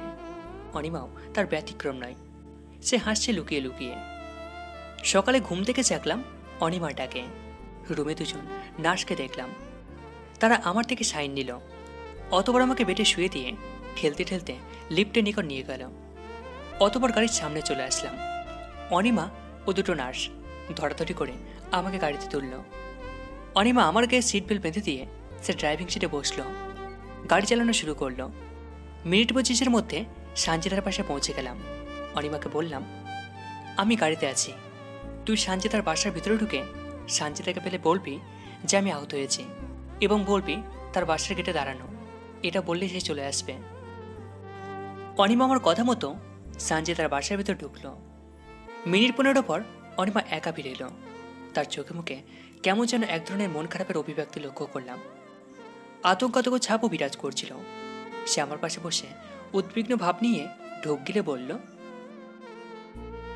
আপনাকে যা দেখাবো সেটার জন্য মানসিকভাবে প্রস্তুতি নিন। নিজের মনকে শক্ত করার চেষ্টা করুন। প্রথমে ভেবেছিলাম কাজটা করা ঠিক হবে না, কিন্তু পরে ভাবলাম আপনার জীবন মরণের প্রশ্ন, তাই করতেই হলো কাজটা। অনিমার কথার মধ্যে রহস্যের গন্ধ খুঁজে পাচ্ছিলাম। তার কথায় রহস্যের জালে আটকে গেলাম। চিন্তায় পড়ে গেলাম, সে কি দেখতে চাচ্ছে। নিশ্চয় অপ্রত্যাশিত কিংবা অপ্রীতিকর কিছু। কপালে চিন্তার ছাপ পেলে উত্তেজিত কণ্ঠে বললাম, কি দেখাবি দেখা? অনিমা শক্ত কণ্ঠে বলল, ধৈর্য ধরতে পারবেন তো? আরে দেখা তো। অনিমা তার সেলফোনে ভিডিও প্লে করে আমার সামনে ধরল। কয়েক সেকেন্ড পর চোখ ফিরিয়ে নিলাম। নিস্তব্ধ হয়ে রইলাম। কষ্টের সাগরে সাঁতার কাটছিলাম। বুকে হাজারো বিষযুক্তদের বিদ্ধ হচ্ছে বলে মনে হচ্ছিল। কখনো ভাবিনি সানজিদা এমনটা করবে। সে আমাকে এত বড় ধোঁকা দেবে মনের ভুলেও এটা ভাবনায় আসেনি। চোখ দিয়ে যেন হেঁটে হেঁটে অশ্রু গড়িয়ে পড়ছিল। কিন্তু কিছুক্ষণ পর নিজেকে সামলে নিলাম। এই ভেবে যে মানুষটা আমাকে এত বড় ধোঁকা দিতে পারে তার জন্য কেন চোখের জল ফেলব? অশ্রু তো তার জন্য ঝরাবো যে আমাকে মন প্রাণ উজাড় করে ভালোবাসবে। কখনো ধোঁকা দেওয়া তো দূর, ধোঁকা দেবার চিন্তা মাথায় আসবে না। সানজিদার জন্য চোখের জল ঝরানো বন্ধ করলাম। অনিমার ফোনে দেখতে পেয়েছি সানজিদা একজন সুদর্শন যুবকের সাথে বস্ত্রহীন অবস্থায় অশ্লীল মুহূর্ত পার করছে। অনিমা আমাকে কষ্ট পেতে দেখে নিচু শব্দে কান্না করছিল। কাঁদতে কাঁদতে সে বলল, বিশ্বাস করেন, আমি আপনাকে কষ্ট দিতে চাইনি। প্রথমে ভেবেছিলাম ভিডিওটা করব না, কিন্তু পরে ভাবলাম আপনি যাকে ভালোবাসেন সে যে আপনাকে ধোঁকা দিয়ে যাচ্ছে সেটা আপনার চোখে ধরা পড়া দরকার। এজন্যই ভিডিওটা করলাম। সে তার বেডরুমের দরজা খোলা রেখে অশ্লীলতায় মেতে উঠেছিল। আমি ভিডিও না করে পারিনি, তবে এখনই আমি ভিডিওটা ডিলিট করছি। ওয়েট। অনিমা ভিডিওটা ডিলিট করলো। এদিকে আমার মন থেকেও সানজিদার নাম ও ভালোবাসা চিরদিনের জন্য ডিলিট হয়ে গেল। 7 মাস পরের ঘটনা। আমার ভাবি প্রেগনেন্ট। এমন খবর পেয়ে সবাই দুশ্চিন্তায় সাঁতার কাটছে। ভাইয়া 2 বছর ধরে বিদেশে, এর মধ্যে দেশে আসেনি, অথচ ভাবির সন্তানের মা হতে যাচ্ছে। ভাবি অন্তঃসত্ত্বা এই খবর ভাইয়াকেও দেওয়া হলো। সে 7 দিনের মধ্যে দেশে ফিরবে বলে জানিয়ে দিল। ভাইয়া ও ভাবির বৈবাহিক সম্পর্ক 5 বছরের। ভাইয়া 2 বছর ধরে বিদেশে রয়েছে। আমি যতদূর জানি ভাবির ইচ্ছেতেই তারা সন্তান নিতে চায়নি। এজন্য এতদিন তারা সন্তানের মুখ দেখেনি। ভাইয়া দেশে তেমন ভালো জব না পাওয়ায় ভাবি তাদের বিয়ের 3 বছর পর ভাইয়াকে ইতালি পাঠিয়ে দিয়েছিল। ইতালি যেতে যত টাকা খরচ হয়েছিল সবই ছিল ভাবির টাকা। ভাবি তার বাপের বাড়ি থেকে টাকাগুলো এনে ভাইয়াকে দিয়েছিল। ভাবি প্রেগনেন্ট এটা শোনার 7 দিন পর ভাইয়া ইটালি থেকে দেশে ফিরল। এরই মধ্যে ভাবিকে অনেক কথা শুনতে হয়েছে। সেদিন আমরা জানতে পারলাম ভাবি প্রেগনেন্ট। সেদিনে আব্বু সিদ্ধান্ত নিয়েছিল ভাইয়া ও ভাবির মধ্যে ডিভোর্সের ব্যবস্থা করবেন। ভাবির নিকট জানতে চেয়েছিলেন যে পেটের ওই অনাগত সন্তানের বাবাকে। এর উত্তরে ভাবি শুধু একটা কথাই বলেছিল যে এর উত্তর আপনাদের ছেলে দেবে। সে ইতালি থেকে ফিরুক। ভাইয়া দেশে ফিরল। ভাবির ব্যাপার নিয়ে সে সবাইকে স্পষ্টভাবে বলল। আমি 6 মাস আগে দেশে এসেছিলাম, কিন্তু বাসায় আসিনি, হোটেলে উঠেছিলাম। এসেছিলাম একটা কাজের জন্য, মাত্র 2 দিন ছিলাম। শুধু তোমাকে বলেছিলাম দেশে এসেছি। তাকে বলেছিলাম কেউ যেন না জানে, কারণ পরিবারের বাকি সবাই জানলে ইতালিতে সহজে আর যাওয়া হবে না। আমি যে হোটেলে উঠেছিলাম তোমা সেখানে এসেছিল অবশ্য। রাতটা আমরা হোটেলে কাটিয়েছিলাম। ভাইয়ার কথা শুনে সবার মন থেকে সন্দেহের চাদর ছুটে গেল, শুধু আমি বাদে। আমার বুকে এখনো পাথরটা রয়ে গেছে। সরে গেলে ভালো হতো। এ তারিখে দেশে আসার কথা বলেছে। সেই তারিখে বিশেষ কারণে নৌ ও বিমান যোগাযোগ বন্ধ হয়েছিল। ভাইয়া মাত্র 5 দিন দেশে থেকে আবারও ইতালি চলে গেল। ভাবির কোলচুড়ে প্রথম সন্তান আসতে যাচ্ছে, এই বলে সে একটা অনুষ্ঠানের আয়োজন করার সিদ্ধান্ত নিল। অনুষ্ঠান আত্মীয় স্বজন সবাইকে দাওয়াত করা হলো। অনিমা তার নানার বাড়িতে গেছে। আম্মু অনিমাকে তার নানার বাড়ি থেকে আনতে পাঠালো। অনিমা নানার বাড়ি গ্রামের নাম শাপলাগঞ্জ। গ্রামের যোগাযোগ ব্যবস্থা ভালো, পাকা রাস্তা। রিক্সায় করে যাচ্ছিলাম। রিক্সা একদম অনিমা নানা বাড়ির সামনে গিয়ে থামল। অনিমা বাড়ির উঠোনে ছোট ছোট মেয়েদের সাথে বৌচি খেলছিল। বুকে ওড়না আটিসাটি মেরে বেঁধে খেলায় মেতে উঠেছে সে। সরলা মনা মেয়ে সে। এটা তার কথাবার্তা চালচলনে আগে থেকে লক্ষণীয় ছিল। তবে ভালো মানুষের ভাবটা খুব বেশি। তবে এটা সত্য যে কিছু কিছু ক্ষেত্রে তার ব্যবহার ও কথাবার্তায় চতুরতা লক্ষ্য করা যায়। অনিমা আমাকে দেখা মাত্র খেলা বন্ধ করে দিল। খুশির অতিসাহ্যে মুখটা যেন জলজল করে উঠল। তার চোখ খুশিতে চকচক করছিল। আমাকে দেখে লজ্জা পেয়েছে বলে মনে হলো। তার ভরসাকালে রক্ত চাপার মতো লাল আবা ঘিরে ধরল। তাকে এত অসাধারণ লাগছিল। গ্রামে এতদিন থাকতে যদিও অনিমার গায়ে ময়লা জমে গেছে, তবুও তাকে সুন্দর লাগছে। Natural beauty. অনিমা খুশির অতিসাহ্যে লাজুক হাসি গালে মেখে ধীর পায়ে আমার দিকে এগিয়ে আসতে লাগলো। আমার সামনে দাঁড়িয়ে মাথা অবনত করে নখ দাঁত দিয়ে কামড়াচ্ছিল এবং ধীর স্থিরভাবে ঢুকছিল।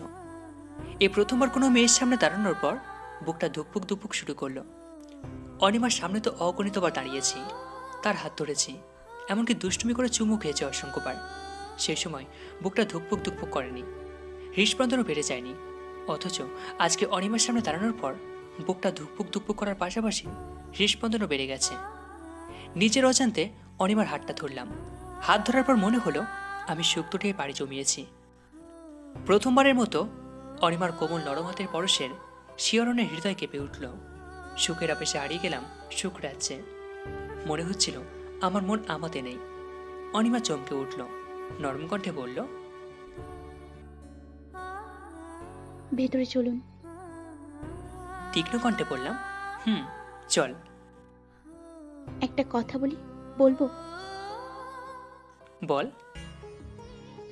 আপনি না অনেক কালো হয়ে গেছেন, একদম ভূতের মতো লাগছে।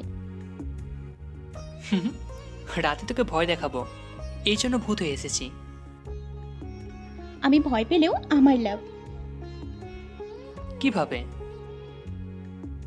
ভয় পেয়ে আপনাকে শক্ত করে জড়িয়ে ধরবো। অনেক দিন হলো আপনাকে জড়িয়ে ধরি না। সেই যে 7 মাস পূর্বে হসপিটালে আপনার পাশে শুয়েছিলাম, তখন পুরো রাতটা আপনাকে জড়িয়ে ধরে কাটিয়ে দিয়েছিলাম। এরপর আর আপনার পরশ পাইনি, আজকে পাবো। তো রাতে কেন এখনই জড়িয়ে ধর আমাকে? কে বারণ করলো? থাক, এ আর কি বাদ দিন, ভেতরে চলুন। নানা অনেকদিন ধরে শুধু আপনার কথাই বলছে, আপনাকে দেখবে সে। আমার কথা এত বলে কেন? আমাকে দেখারই ব্যথ ইচ্ছে কেন?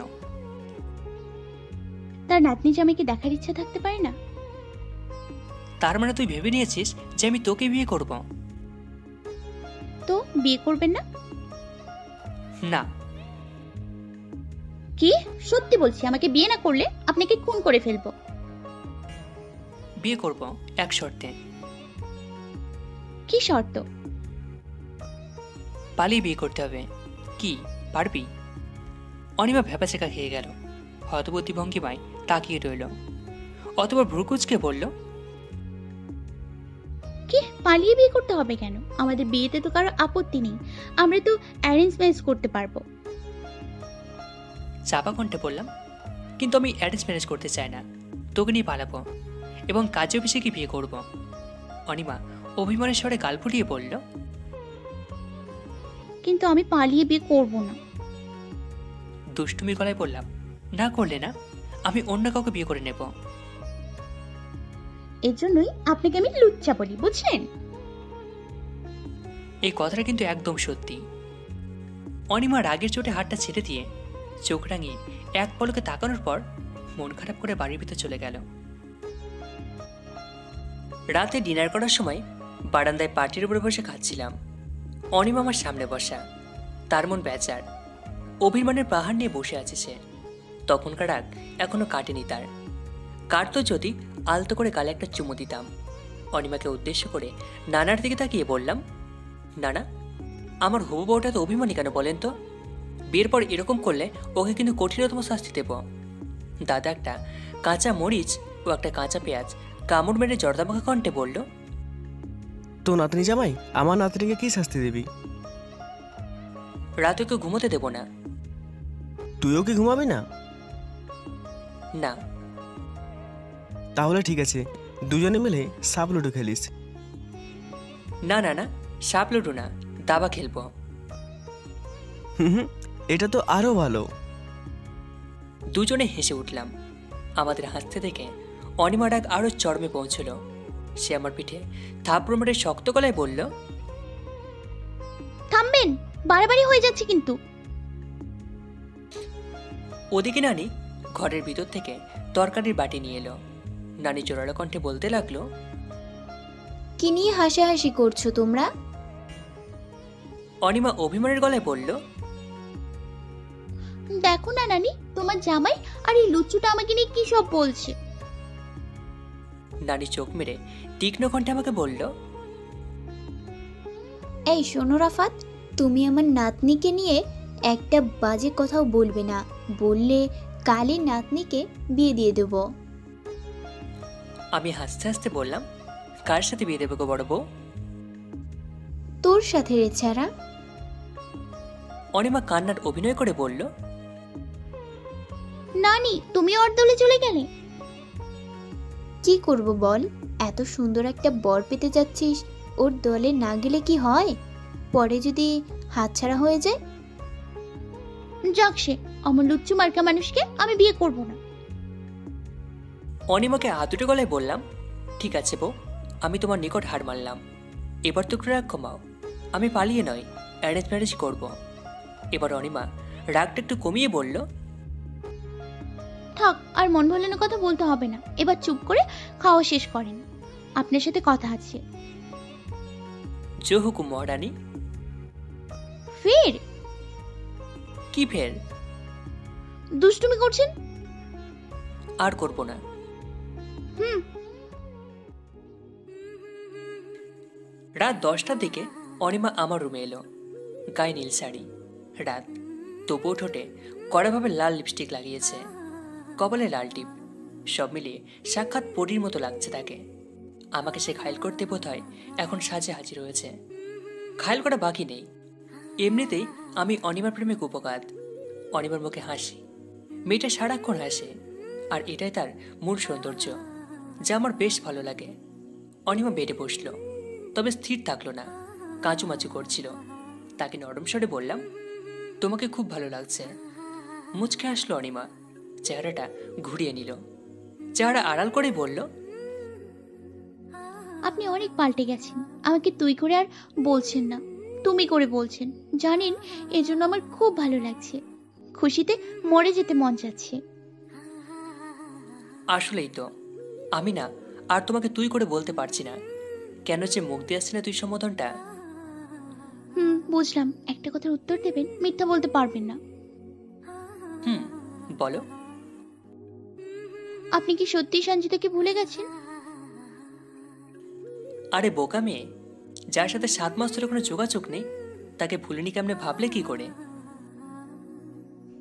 যাক, এবার মনটা একটু শান্ত হলো, সহায় সঞ্চয় হলো। শোনো, আমি চাচ্ছি 1 মাসের মধ্যে তোমাকে বিয়ে করব, তোমার তো অসুবিধে নেই। অনিমা লজ্জাবতীর মতো চুপসে গেল বিয়ের কথা শুনে। এক পলকে আমার দিকে বিস্ময়ের চোখে তাকিয়ে চেহারাটা অন্যদিকে ফিরিয়ে নিল, অতঃপর ক্ষুদ্র আছে বলল, আমার কিসের অসুবিধা থাকবে? আমি তো যখন তখন আপনাকে স্বামী হিসেবে মানতে রাজি। উচ্চ শব্দে বললাম, তাহলে এখন থেকে আপনি করে বলা যাবে না, তুমি করে বলতে হবে, বুঝলে? অনিমা লাজুক স্বরে বলল, না না, এটা আমি পারবো না, আমার শরম করবে, মুখ দিয়ে বের হবেই না তুমি শব্দটা। কিসের লজ্জা? আমি তো আর অন্য কেউ নয়। ওহো, বলো না, আমি তো তোমাকে তুমি করে বলছি। অনিমার হাতটা ধরলাম, সে কেঁপে উঠল। আতকে উঠে আমার চোখ বরাবর তাকালো। অনিমার চোখে ভয়ের চিহ্ন খুঁজে পেলাম, যেন আমি তাকে মেরে ফেলব। অনিমার গায়ের সাথে গা লাগিয়েছি, তার দেহের পরশে অপূর্ব সুখ পাচ্ছি, যে সুখে দেখা আগে কখনো মেলেনি। অনিমার কাঁপন বেড়ে গেল, তার হাতের পরশে আমি টের পাচ্ছি। নিজের ভিতরের আবেগটা ধরে রাখতে না পেরে অনিমাকে বুকের সাথে জড়িয়ে নিলাম।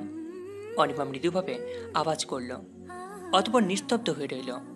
আমার বুকের ধুকপুকুনি বেড়েছে, আমার নিঃশ্বাসের শব্দ ভালোভাবে কানে আসছে। তার বুকে ঘন্টার শব্দ যেন শুনতে পাচ্ছিলাম। সে কিচ্ছু বলছে না, চুপ মেরে বুকের জমিনে আষ্টে পৃষ্ঠে রইল। অনিমা যেন আমাকে বলছিল, এইভাবে জড়িয়ে ধরে রাখো, কখনো ছেড়ো না। তাকে ছাড়ার বিন্দুমাত্র ইচ্ছে হচ্ছে না। মাথার উপরে অনবরত ফ্যান করছে, অথচ আমি ঘামছি। হয়তো অতি সুখে শরীর থেকে ঘাম ঝরছে। অনিমাকে ছাড়তে গেলাম, তৎক্ষণাৎ মোলায়েম কণ্ঠে সে বলল, না ছাড়বেন না, আমি রাতটা এভাবেই কাটিয়ে দিতে চাই। তাকে কি জবাব দেবো ভেবে পেলাম না, চুপ মেরে রইলাম। ভাবলাম সে যা চাইছে সেটাই হোক। বাড়িতে যাবার উদ্দেশ্যে একটা রিক্সায় উঠলাম অনিমাকে সঙ্গে নিয়ে। অনিমার গায়ে বিয়ের শাড়ি। আমার মনে হচ্ছে মাত্রই কাজে অফিস থেকে অনিমাকে বিয়ে করে এনেছি। অনিমার মুখে হাসি, তৃপ্তির হাসি, যেন সে আনন্দের শীর্ষে পৌঁছেছে। অনিমা আজ নিজে থেকে আমার হাতটা ধরল। সারা রাস্তাতে সে নিজে যা মন চাইলো তাই বলল। তার কথা শুনতে শুনতে বাসায় চলে আসলাম। বাসার ভিতরে দুজন প্রবেশ করার পর আব্বু আম্মু আমাদের এভাবে থেকে খুশি হলো। আব্বু তো খুশির চোটে বলল, কিরে, তোরা কি বিয়ে করেছিস? অনিমা উত্তরে বলল, না ফুপা, তবে শীঘ্রই আমি আপনার ছেলের বউ হতে যাচ্ছি।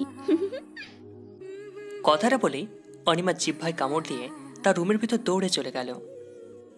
দীর্ঘ 7 মাস পর সঞ্জিতা আচমকা আমার বাসায় এলো। তার আগমনের রহস্যটা কি সেটা আপাতত অজানা। সঞ্জিতা আমার রুমে ঢুকলো, কোনোরূপ কথা না বলে সোজা আমার পায়ের উপর পড়ে গেল। কান্নায় বুক ভাসিয়ে ফেললো যেন।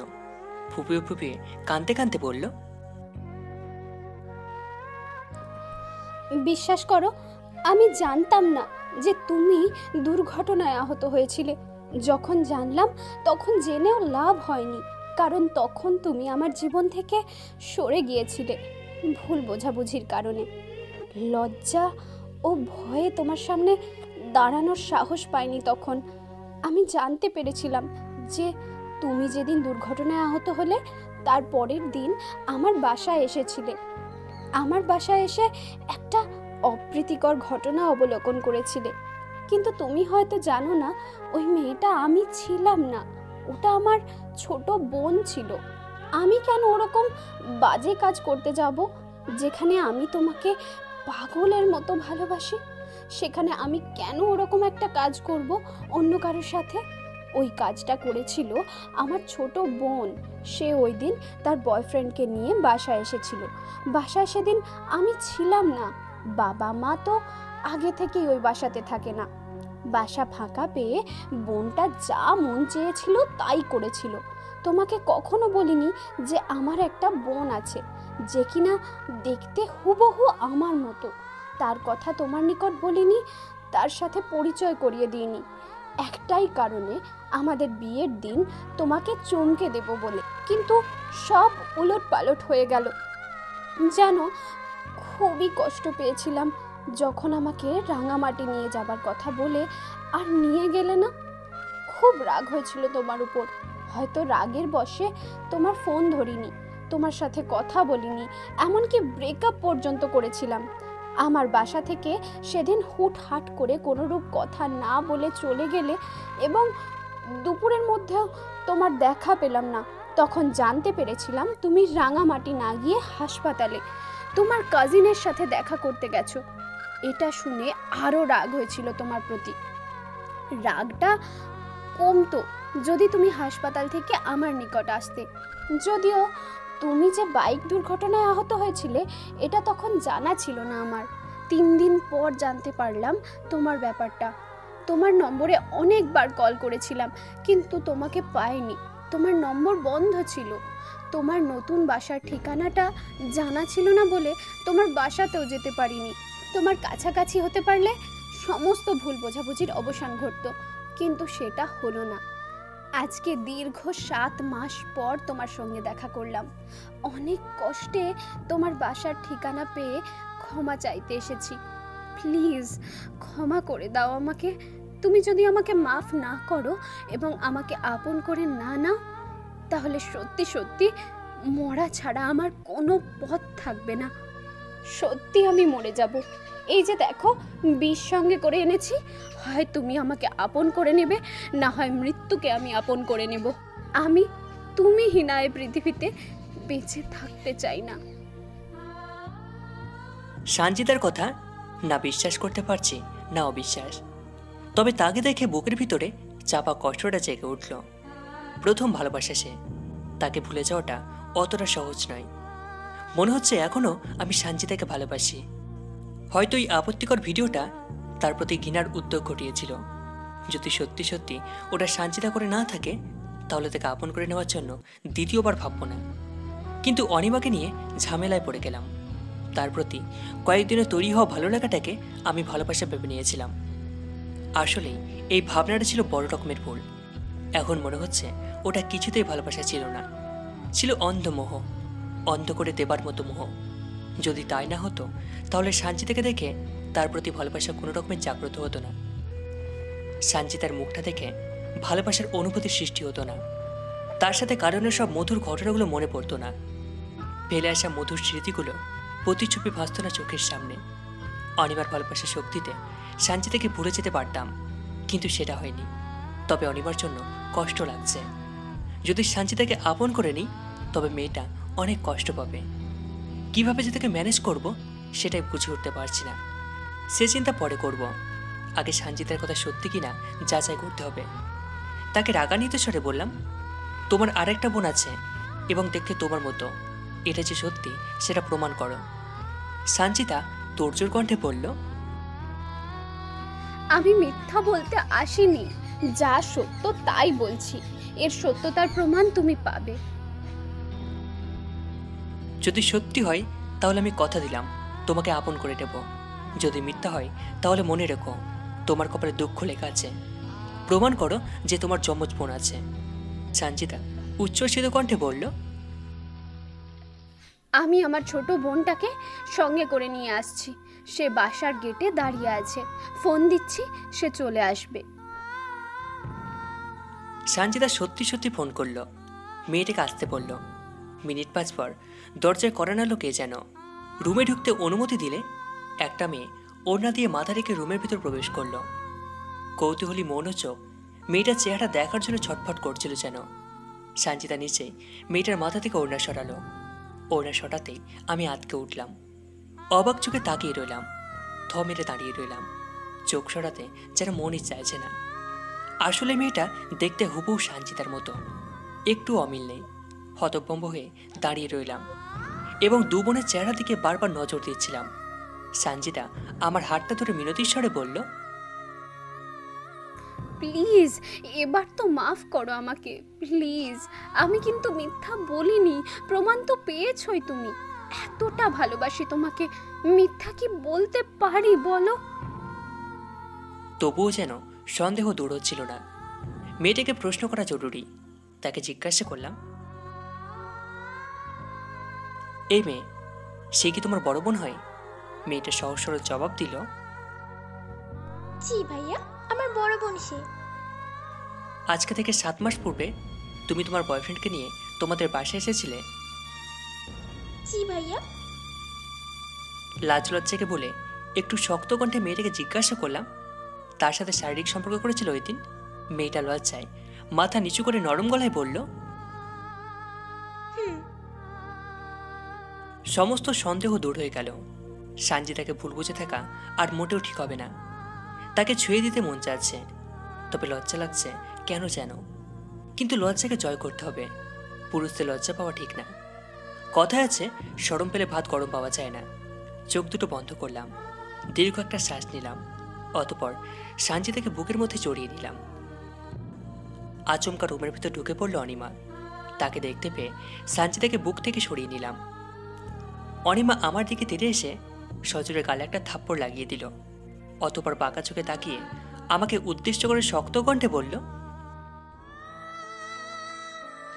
এমন বেইমানকে যেন কোনো মেয়ে বিশ্বাস না করে।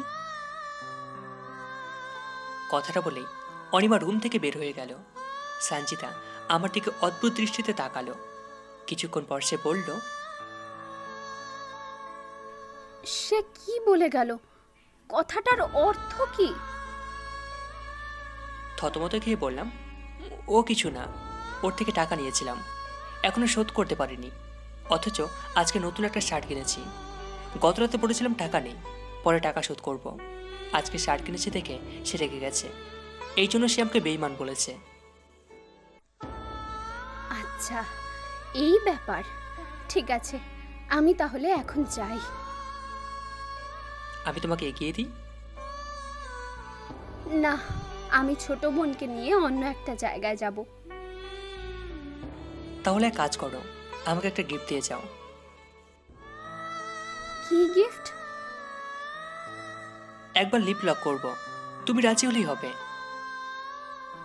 ছোট বোনটার সামনে এমনটা করব? সে অন্যদিকে ঘুরে দাঁড়াবে। এটা শুনতেই সানজিদা ছোট বোন রুম থেকে বেরিয়ে গেল। সে চলে যাবার পর সানজিদা নিচে আমার কাঁধে হাত রাখলো, অতপর ঠোঁটের সাথে ঠোঁট মিলিয়ে আমার চাওয়াটা পূর্ণ করতে লাগলো। কিন্তু কিসের জন্য যেন সানজিদার পরশে কোনো ভালো লাগার অনুভূতি পেলাম না। তাকে শরীর থেকে ছাড়িয়ে নিয়ে বললাম, যথেষ্ট, যান, আর লাগবে না। তুমি যেখানে যেতে চাইছো যাও তাহলে। সানজিদা মিষ্টি হেসে বলল, ঠিক আছে, যান। সানজিদা চলে গেল। ওদিকে অনিমা রুম থেকে উচ্চ শব্দে কান্নার আওয়াজ ভেসে আসছিল। অনিমা কাঁদছে হাউমাউ করে। আমার জন্যই তার বাড়ি ছাড়ানো। এক মন আমাকে বলছে সানজিদাকে ভুলে অনিমাকে আপন করে নাও, আর এক মন বলছে অনিমাকে নয়, সানজিদাই তোমার জন্য যোগ্য জীবনসঙ্গী, তবে সানজিদাকে দূরে ঠেলে দিস না। অবশেষে অনিমার চোখের জল ও কান্নাকে উপেক্ষা করে কল্পনায় সানজিদার হাতটা আঁকড়ে ধরলাম। এই 7 দিনে সানজিদার সাথে দেখা করা, কথা বলা, লং ড্রাইভে যাওয়া, জম্পে সাড্ডা দেওয়া সবই হলো। কিন্তু আজ সানজিদাকে অসংখ্যবার ফোন দিয়ে তার কোনো সাড়া পাচ্ছি না। রিং হচ্ছে কিন্তু ফোন রিসিভ করছে না সে। শেষ পর্যন্ত ফোন রিসিভ করলই না। প্রচণ্ড রাগ হচ্ছিল সানজিদার উপর। ফোন আর দিব না বলে প্রমিস করলাম। আচমকা আমার ফোনে সানজিদার কল এলো। রিসিভ করলাম। ওপাশ থেকে সে খিলখিল করে হাসতে হাসতে বলল, সরি জান, তোমার সাথে একটু মজা করছিলাম, রাগ করো না প্লিজ। ক্ষিপ্ত স্বরে বললাম, এটা কিরকম মজা? হ্যাঁ, বারবার ফোন দিয়ে ফোন রিসিভ করো না, অথচ তুমি বলছো এটা মজা। এমন ধরনের মজা করা আমি একদমই পছন্দ করি না। সরি জান, একটু বাড়াবাড়ি করে ফেলেছি, আর এমনটা হবে না। আচ্ছা ঠিক আছে, কিন্তু আমার রাগ কমতে যাচ্ছে না। তবে একটা কাজ করলে রাগ কমে যাবে। কি কাজ করতে হবে জান? আমার বাসায় আসো, দুজন মন খুলে গল্প করা যাবে। ঠিক আছে জান, আমি আসছি। 1.5 ঘন্টার মধ্যে সানজিদা আমার বাসায় চলে এলো। ভাগ্যিস অনিমা আর আমার সাথে কথা বলে না, আমার আশেপাশেও আসে না। যদি এমনটা না হতো তাহলে সানজিদাকে আমার বাসাতে আসতে বলতাম না। যদি অনিমা আমার সাথে আগের মতো ফ্রেন্ডলিভাবে চলতো তাহলে সানজিদাকে দেখতে পেলে আমার সাথে দুষ্টুমি করত, মানসিকভাবে নির্যাতন করত, আমার 12টা বাজিয়ে ফেলত। কিন্তু এখন আর সেই ভয় নেই। অনিমায় 7 দিনে আমার মুখোমুখি হয়তো দূরের কথা, আমার ছায়া পর্যন্ত মারায়নি। এটা আমিও চাই। সে আমাকে যত তাড়াতাড়ি ভুলে যেতে পারবে ততই মঙ্গল। কেউ আমার জন্য কষ্টে থাকুক এটা আমি কখনোই চাই না। সানজিদা আমার পাশে এলো লাল রঙের শাড়ি পরে। তাকে গর্জিয়াস লাগছে। এমনিতে সে অনেক সুন্দর, তার উপরে এমন সাজ, সব মিলিয়ে দারুণ লাগছে। সানজিদাকে বাসার গেট থেকে হাত ধরে আমার রুমে নিয়ে এলাম। বাসায় বাবা মা নেই বলে সানজিদাকে আসতে বলেছি, কারণ ডিস্টার্বের মুখোমুখি হতে হবে না। সানজিদা আমার রুমে ঢোকার পরই দরজাটা বন্ধ করে দিল সে। অকস্মাৎ অনিমা রুম থেকে কান্নার শব্দ শুনতে পেলাম। সে কাঁদছে, কিন্তু কেন কাঁদছে এটার কারণ আমার নিকট অজানা। সন্ধ্যার পূর্ব পর্যন্ত সানজিদার সাথে আনন্দ করে মুহূর্ত কাটিয়ে দিলাম। বাবা মা বাসায় চলে আসার পূর্বে সানজিদা চলে গেল। সে চলে যাবার আগে পর্যন্ত অনিমা শুধুই কেঁদেছে। এখন কান্না বন্ধ। বুঝতে বাকি রইল না সে কিসের জন্য ওভাবে কাঁদল। মূলত সানজিদাকে আমার সঙ্গে দেখেছে, এটা সে কিছুতেই মেনে নিতে পারেনি। রাত 10টার দিকে অনিমা আমার রুমে ঢুকলো। ঢোকার পরপরই সে দরজাটা বন্ধ করে দিল। অনিমার গায়ে ছিল টি শার্ট ও জিন্স। অনেকক্ষণ ধরে অনিমা আমার দিকে তাকিয়ে রইল, কোনো কথা বলল না। আমিও কোনো রকম কথা বললাম না। অকস্মাৎ আমাকে অবাক করে দিয়ে অনিমা গা থেকে সব কিছু খুলে ফেলল। চোখটা ছাড়া বড়া হয়ে গেল অনিমার এমন দুঃসাহস থেকে। মাথায় চক্কর মেরে উঠেছে তাকে এভাবে দেখে।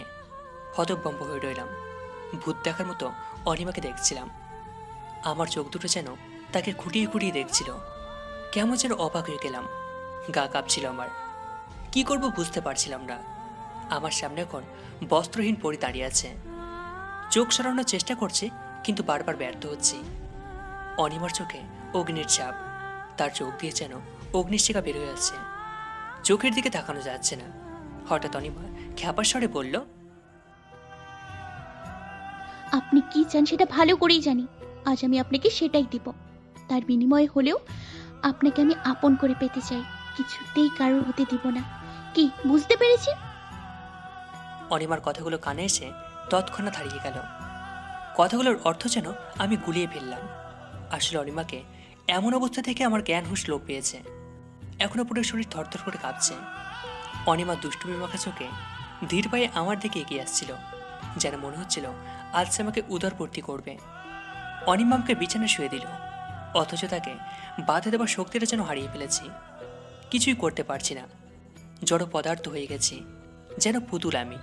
তাকে কিছু বলতেও পারছি না। মনে হচ্ছে মুখ নেই আমার। অনিমা আমার দেহের সাথে লেপ্টে রইল। অতপর আমার ঠোঁটে গভীরভাবে চুমু বসিয়ে দিল। শিহরণে হারিয়ে গেলাম। অনিমাকে ছাড়ার ইচ্ছা হারিয়ে গেল তার পরশে। আমি নিথর মানব হয়ে সব কিছু সহ্য করে চলেছি। কিছু করার শক্তি ও ইচ্ছা কোনোটাই নেই। তার সাথে জোড়াজুড়ি না করার ফল ভোগ করতে হচ্ছে আমাকে। অনিমা আমাকে ঘায়ল করার পর অপ্রীতিকর কাজটা করে ফেলল, কিন্তু আমি তাকে এর জন্য কিছুই বলতে পারিনি। এখনো কিছু বলার মতো ভাষা হারিয়ে ফেলেছি। অনিমা রুম থেকে বেরিয়ে যাবার পূর্বে তার গায়ে পোশাক পরে নিয়েছিল। পোশাক পরার সময় অনিমা শক্ত কণ্ঠে বলেছিল, যদি আমাকে সমাজের মানুষের নিকট কলঙ্কিত করতে চান, তবে সানজিদাকে ভুলে আমার বুকের জমিনে চলে আসুন। এর ব্যতিক্রম হলে আমি সহ আপনার অস্তিত্বটাও হারাবেন। অনিমার কথাটি নিয়ে সারা রাত ভেবেছি, কিন্তু তার কথার সঠিক কোনো অর্থ খুঁজে পায়নি।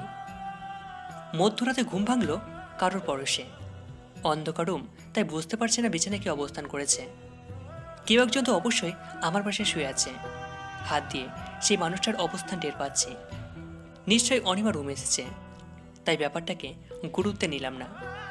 যদি সে আমার পাশে শুয়ে থাকে, এটার জন্য এত ভাবার কিছু নেই। অনিমা তো আমার সাথে সব কিছু করেছে। তাকে বাধা দিয়ে কী লাভ হবে আমার? আমার নিজের ইচ্ছে নেই তাকে বাধা দেবার। এটা হয়তো আমার কুপ্রবৃত্তির চাওয়া। পরদিন সকালে ঘুম থেকে জেগেই খবর পেলাম সানজিদা নাকি আর বেঁচে নেই। আচ্ছা, মনের মানুষের মৃত্যুর খবর শোনার পর কেমন লাগে, কতটা কষ্ট হয়? নিশ্চয় মরে যেতে ইচ্ছে হয়। জীবনটাকে তুচ্ছ মনে হয়। আকাশ ছোঁয়া কষ্টে প্রতিটা মুহূর্ত পার করতে হয়। ভালোবাসার মানুষকে হারিয়ে ফেলার কষ্ট দূর করার কোনো উপায় থাকে না। সানজিদা মারা গেছে খবরটি শুনে বুক ফেটে চৌচির হয়ে যাচ্ছে। মনে হচ্ছে কেউ একজন ধারালো চাকুতে আঘাত করে এই বুকটাকে ক্ষতবিক্ষত করছে। আরেকজন কাঁচামরিচ বুকে সেই ক্ষতবিক্ষত অংশে ডলে দিচ্ছে। কষ্টের সাগরে সাঁতার কেটে চলেছি। অসহ্যকর বেদনার মাঝে ডুব দিয়ে বারবার কামনা করছি যেন নরক থেকে উদ্ধার হতে পারি, কিন্তু কোনো ক্রমে যেন উদ্ধার হতে পারছি না। কষ্টের সাগরে অবস্থান করতে হচ্ছে নিরুপায় হয়ে। মনের কষ্ট ওই এক বুক জ্বালা নিয়ে চলেছি আমি, কিন্তু যাকে হারিয়ে ফেলেছি তাকে কোনো ক্রমে ভুলতে পারছি না। ভুলতে পারছি না বলেই কষ্ট আমার পিছু ছাড়ছে না। দিন দিন শুকিয়ে যাচ্ছি। খাওয়া ঘুম সব কিছুতে অনিয়ম চলছে। আমার কষ্ট দেখে অনিমাও সারাক্ষণ মন খারাপ করে থাকে। তার শরীরের অবস্থা ভালো না। তাকে দেখে মনে হয় আমার চেয়ে সে বেশি কষ্ট পেয়েছে সানজিদার মৃত্যুতে। অনিমা যদিও দিনের বেলায় আমার সাথে দেখা করে না কিংবা কথা বলে না, তবে প্রতি রাতে আমার রুমে ঢুকে সাবধান করে দিয়ে যায় যে আমি যেন অন্য কারোর জন্য দিওয়ানা না হয়। 1 মাস অতিবাহিত হবার পর সানজিদাকে নিয়ে চিন্তা করা বাদ দিলাম। যার মৃত্যু হয়েছে তার জন্য সারা জীবন চোখের জল ফেলেও কোনো লাভ হবে না, সে ফিরে আসবে না। নিজেকে বদলে ফেলার জন্য চেষ্টা চালিয়ে গেলাম। অনিমা আমাকে এতটা ভালোবাসে, তাকে আর কষ্ট দিয়ে কী হবে? তাকে জীবনসঙ্গী করে নিলে সেও খুশি হয়, সাথে আমিও কষ্টগুলোকে ভুলে যেতে পারি। কিন্তু অনিমা কি রাজি হবে? না হবার তো কথা নয়। প্রতিটা রাতেই তো আমার নিকট তার মনের চাওয়ার কথা ব্যক্ত করে যায়, পাশাপাশি আমাকে সতর্ক করে যায়। অনিমাকে কিছু বলার আগে আম্মু আমাকে বিয়ের জন্য প্রস্তুতিকরণের কথা বলে গেল। অনিমার সাথে শীঘ্রই আমার বিয়ে হবে, এমন খবরে মনটা খুশিতে ভরে গেল। অনিমার সাথে বিয়ের কথা শুনে কেন জানি অতীতের সমস্ত কষ্টগুলো হারিয়ে গেল, ধূসর এই জীবনটা রঙিন হয়ে গেল। তবে অনিমাকে দেখে খুশি মনে হলো না। তার চেহারা দেখে মনে হচ্ছে বিয়ের খবরে সন্তুষ্ট নয়। অনিমা তখন রুমে ছিল, ডায়েরিতে কি যেন লিখছিল। রুমে ঢুকলাম, তার পাশে বসলাম, মৃদুভাবে কেসে নরম গলায় বললাম, তুমি কি বিয়ের খবর শুনে খুশি হওনি? অনিমার কোনো জবাব পেলাম না। আবারও বললাম, আমার চেয়ে তোমারই তো বেশি খুশি হবার কথা ছিল। আমাকে তো মন প্রাণ উজাড় করে ভালোবাসো, বিয়ে করার জন্য একদম পাগল হয়ে গেছিলে, অথচ আজ বিয়ের কথা শুনে মুখটাকে বেজার করে রেখেছ, যেন আমাকে বিয়ে করতে চাচ্ছ না। সত্যি কি বিয়ে করতে চাও না? অনিমা এতক্ষণ অন্যদিক চেহারা ঘুরিয়ে রেখেছিল, আবার সে চেহারাটা আমার দিকে ফিরে নিচু কণ্ঠে বলল, আমি খুশি হলেই বা আপনার কি, আর অখুশি হলেই বা আপনার কি? বিয়ের ব্যাপারে আমার কোনো হাত নেই, আমি তো পুতুল। আপনারা যেটা করবেন সেটাতেই আমার মত থাকবে। ও, বুঝতে পারছি, সত্যি সত্যি তুমি আমাকে বিয়ে করতে চাও না, তাই তো? অনিমা চোখ রাঙিয়ে তাকালো, চোখের ভাষায় বোঝালো আমার কথা শুনে তার বৃদ্ধি চলছে। তাকে ফের বললাম, তুমি বিয়েতে রাজি হও কি না হও এটা জেনে আমার কোনো লাভ নেই। তোমাকে যে সামনের সপ্তাহে বিয়ে করতে যাচ্ছি এটাই আমার শেষ কথা। কি বুঝতে পারলে তো? অনিমা আওয়াজ উঁচু করে বলল, আপনি আমার চোখের সামনে থেকে যান তো, মেজাজ ঠিক নেই। চোখ কপালে তুলে বিস্ময়ের কণ্ঠে বললাম, যাব না। কি করবে তুমি? মাইর দিব। কেমনে? দেখবেন কেমনে। দেখাও। অনিমা আমার হাতটা ধরল, এরপর বুকে জড়িয়ে নিয়ে খাটে শুয়ে দিল। অতঃপর তার ঠোঁট আমার ঠোঁটের মধ্যে ডুবিয়ে দিল। অনেকক্ষণ ধরে চলতে লাগলো। দম বন্ধ হয়ে যাবে বলে মনে হচ্ছিল। তার ভাবমূর্তি দেখে মনে হচ্ছে আমাকে ছাড়বে না সে। ঠোঁটের বরসে শুক্রাজ্যে হারিয়ে গেছে বোধহয়। ভাবতে না ভাবতে সে আমাকে ছেড়ে দিয়ে দুষ্টমিষ্টি স্বরে বলল, কি কেমন লাগলো? বাকরুদ্ধ হয়ে গেছি, তথাপি অস্পষ্ট স্বরে বললাম, ভালো লেগেছে। তবে একটা কথা বলি, তুমি একটু নির্লজ্জ আছো। আমার সাথে এসব করতে তোমার লজ্জা লাগে না? অনিমা মিটমিট করে হেসে বলল, না লাগে না, আমার হাজবেন্ডের সাথে যা ইচ্ছা তাই করব, এতে লজ্জার কি হলো? বা বিয়ে হলো না তার আগে হাজব্যান্ড, ভালো তো। তবে ভালো লাগছে যে তোমার মন খারাপের চেহারাটা বিলীন হয়ে গেছে। সত্যি করে বলো তো, এতক্ষণ কিসের জন্য মন খারাপ করেছিলে? কতবার বিয়ে হবে আমাদের? মানে কি বলছে এসব? কিছুই না, বাদ দেন। বলো কিসের জন্য মন খারাপ করেছিলে?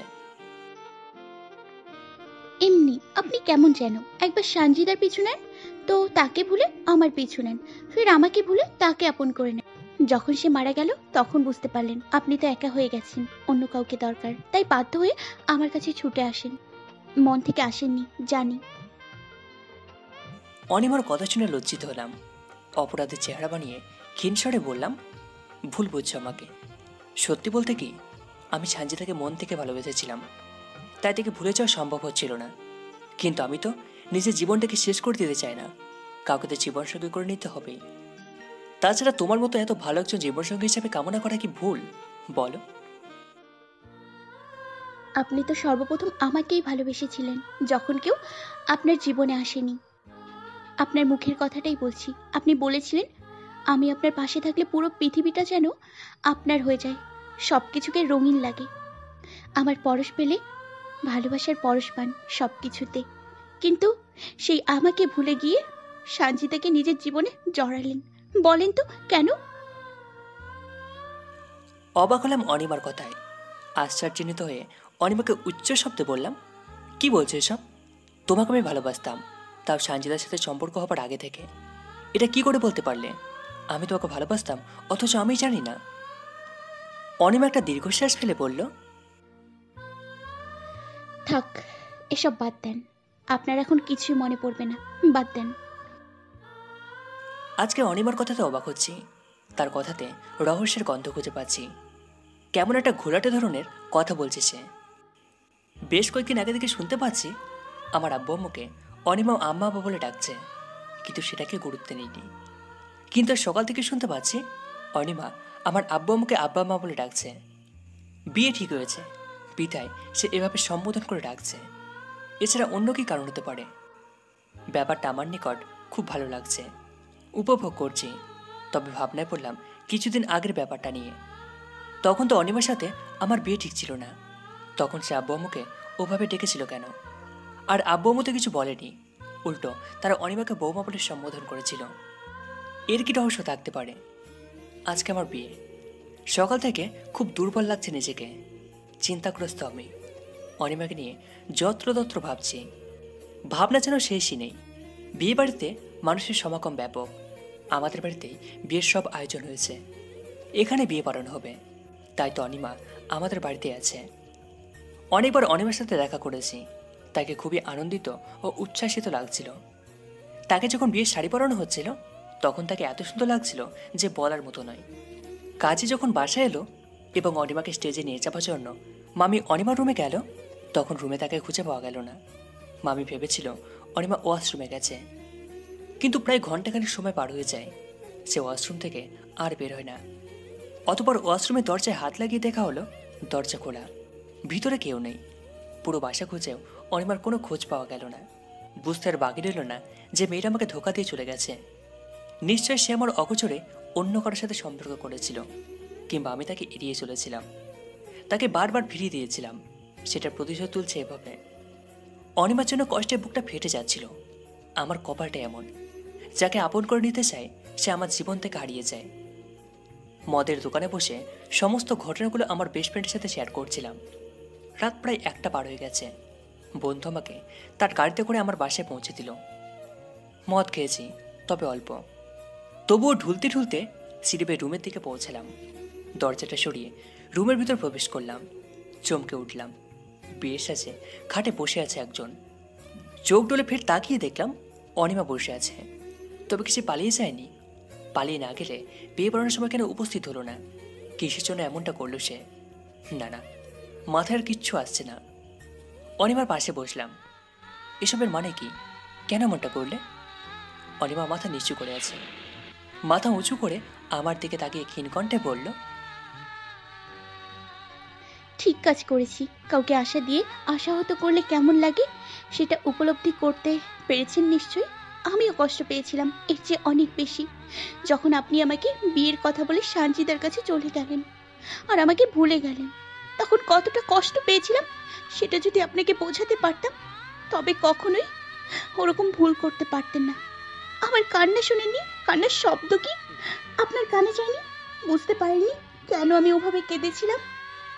বুঝেও না বোঝার ভান করেছিলেন। ইস, যদি বুক চেড়ে দেখাতে পারতাম তবে দেখতে পারতেন আমার বুকে শুধু আপনার নাম লেখা।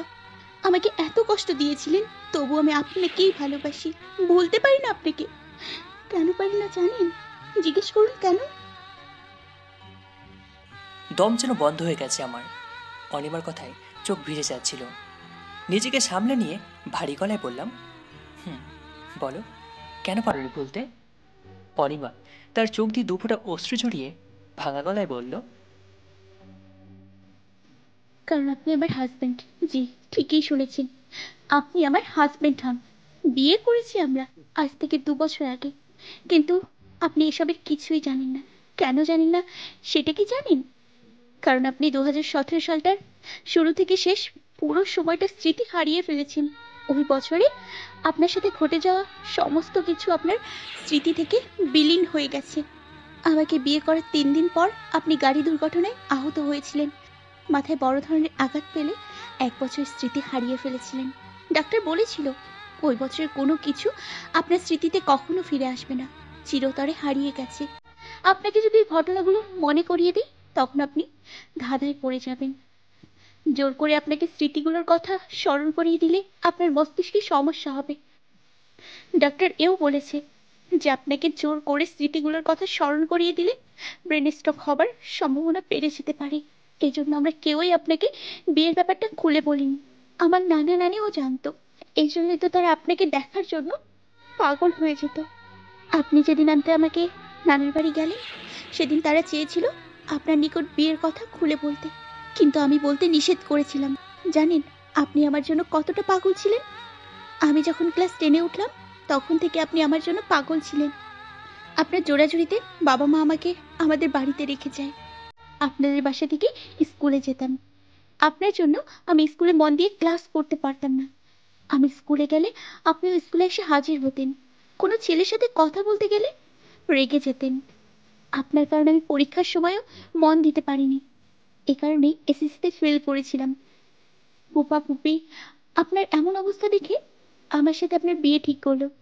বিয়ের পর তো আপনি সব স্মৃতি হারিয়ে ফেললেন। 1 বছর আমার লেখাপড়া বন্ধ ছিল, কিন্তু যখন বুঝতে পারলাম আপনি আমাকে এড়িয়ে চলছেন, আমাকে তুচ্ছ জ্ঞান করছেন, তখন পুনরায় সিদ্ধান্ত নিলাম পরীক্ষা দেব। কিন্তু আপনার কারণেই ফেল করেছিলাম। যেদিন আমার গণিত পরীক্ষা ছিল সেদিন আপনি বলেছিলেন আপনার বাইকে করে যেতে। আমি চেয়েছিলাম সিএনজিতে যেতে, কিন্তু আপনি আমাকে জোর করে নিয়ে গেলেন। কিন্তু কি হলো, আপনার বাইক নষ্ট হয়ে গেল। এতে করে আমার 20টা মিনিট লেট হলো পরীক্ষার হলে পৌঁছতে, আর আমি পরীক্ষাতে ফেল করলাম। জানেন ওটাতে পাশ করলে আমি নিশ্চিত ভালো রেজাল্ট করতাম। আপনার জন্যই পাশ করতে পারিনি, আর আমার লেখাপড়ার স্বপ্নটাও গেল। এত কিছুর পরেও আমি আপনাকেই ভালোবাসি, অনেক বেশি ভালোবাসি। অথচ আপনি বারবার আমাকে উপেক্ষা করেছেন, কিন্তু আমি তো আমার স্বামীকে উপেক্ষা করে থাকতে পারি না। যখন মন চেয়েছে আপনার পাশে ঘুমানোর তো ঘুমিয়েছি অসংখ্য রাত, আপনি টেরই পাননি। কোনো কোনো রাত তো আমি আলমারিতে ঢুকে পড়তাম যখন আপনি ঘুম থেকে জেগে যেতেন।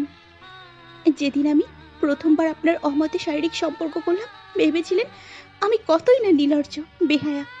আমারও তাই মনে হয়েছিল, কারণ যে মানুষটা স্বামীর ভালোবাসা দুরাত্রি বাদে কখনো পাইনি, সেই মানুষটা কিভাবে স্বামীর অমতে দেহের স্বাদ নেবে বলুন? তবু আমি ধৈর্য ধরতে পারিনি। ভেবেছিলাম আমার ভালোবাসা পেলে আপনি সঞ্জিতাকে ভুলবেন, কিন্তু কি হলো তার উল্টোটা। ভাবছেন আপনাকে এত সব বলছি অথচ আপনার কোনো সমস্যা হচ্ছে না কেন? এর কারণ আপনি 3 দিন পূর্বে ডক্টরের সাথে দেখা করেছিলেন। ডক্টর যেসব টেস্ট দিয়েছে তার মধ্যে একটি রিপোর্ট ছিল আপনার ব্রেন স্ট্রোকের সিরিয়াস ভাবটা কমে গেছে। পুরনো স্মৃতি মনে করে দিতে গেলে সমস্যা হবে না আর। তবে যে স্মৃতিগুলো বিলীন হয়ে গেছে সেগুলো কখনো স্মরণ আসবে না।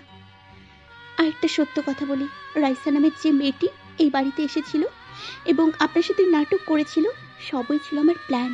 রাইসা আমার বান্ধবী, আমার কথা মতো সে ওসব করেছিল। আমি জানতে চেয়েছিলাম আপনি কারোর সাথে সম্পর্কে জড়িয়েছেন কিনা। রাইসার মাধ্যমেই গোপন সত্যটা জানতে পেরেছিলাম। যখন রাইসা আপনার সাথে নাটক করলো তখন ফুপা ফুপু ভেবেছিল আপনি নিশ্চয়ই ওর সাথে সম্পর্ক করছেন। এই জন্যই তারা ভাবলো আপনাকে মিছামিছি বলবে আমার সাথে আপনার বিয়ের কথা। তাই তো রাইসা চলে যাবার পর ফুপা ফুপু আপনার নিকট বিয়ের কথা বলল।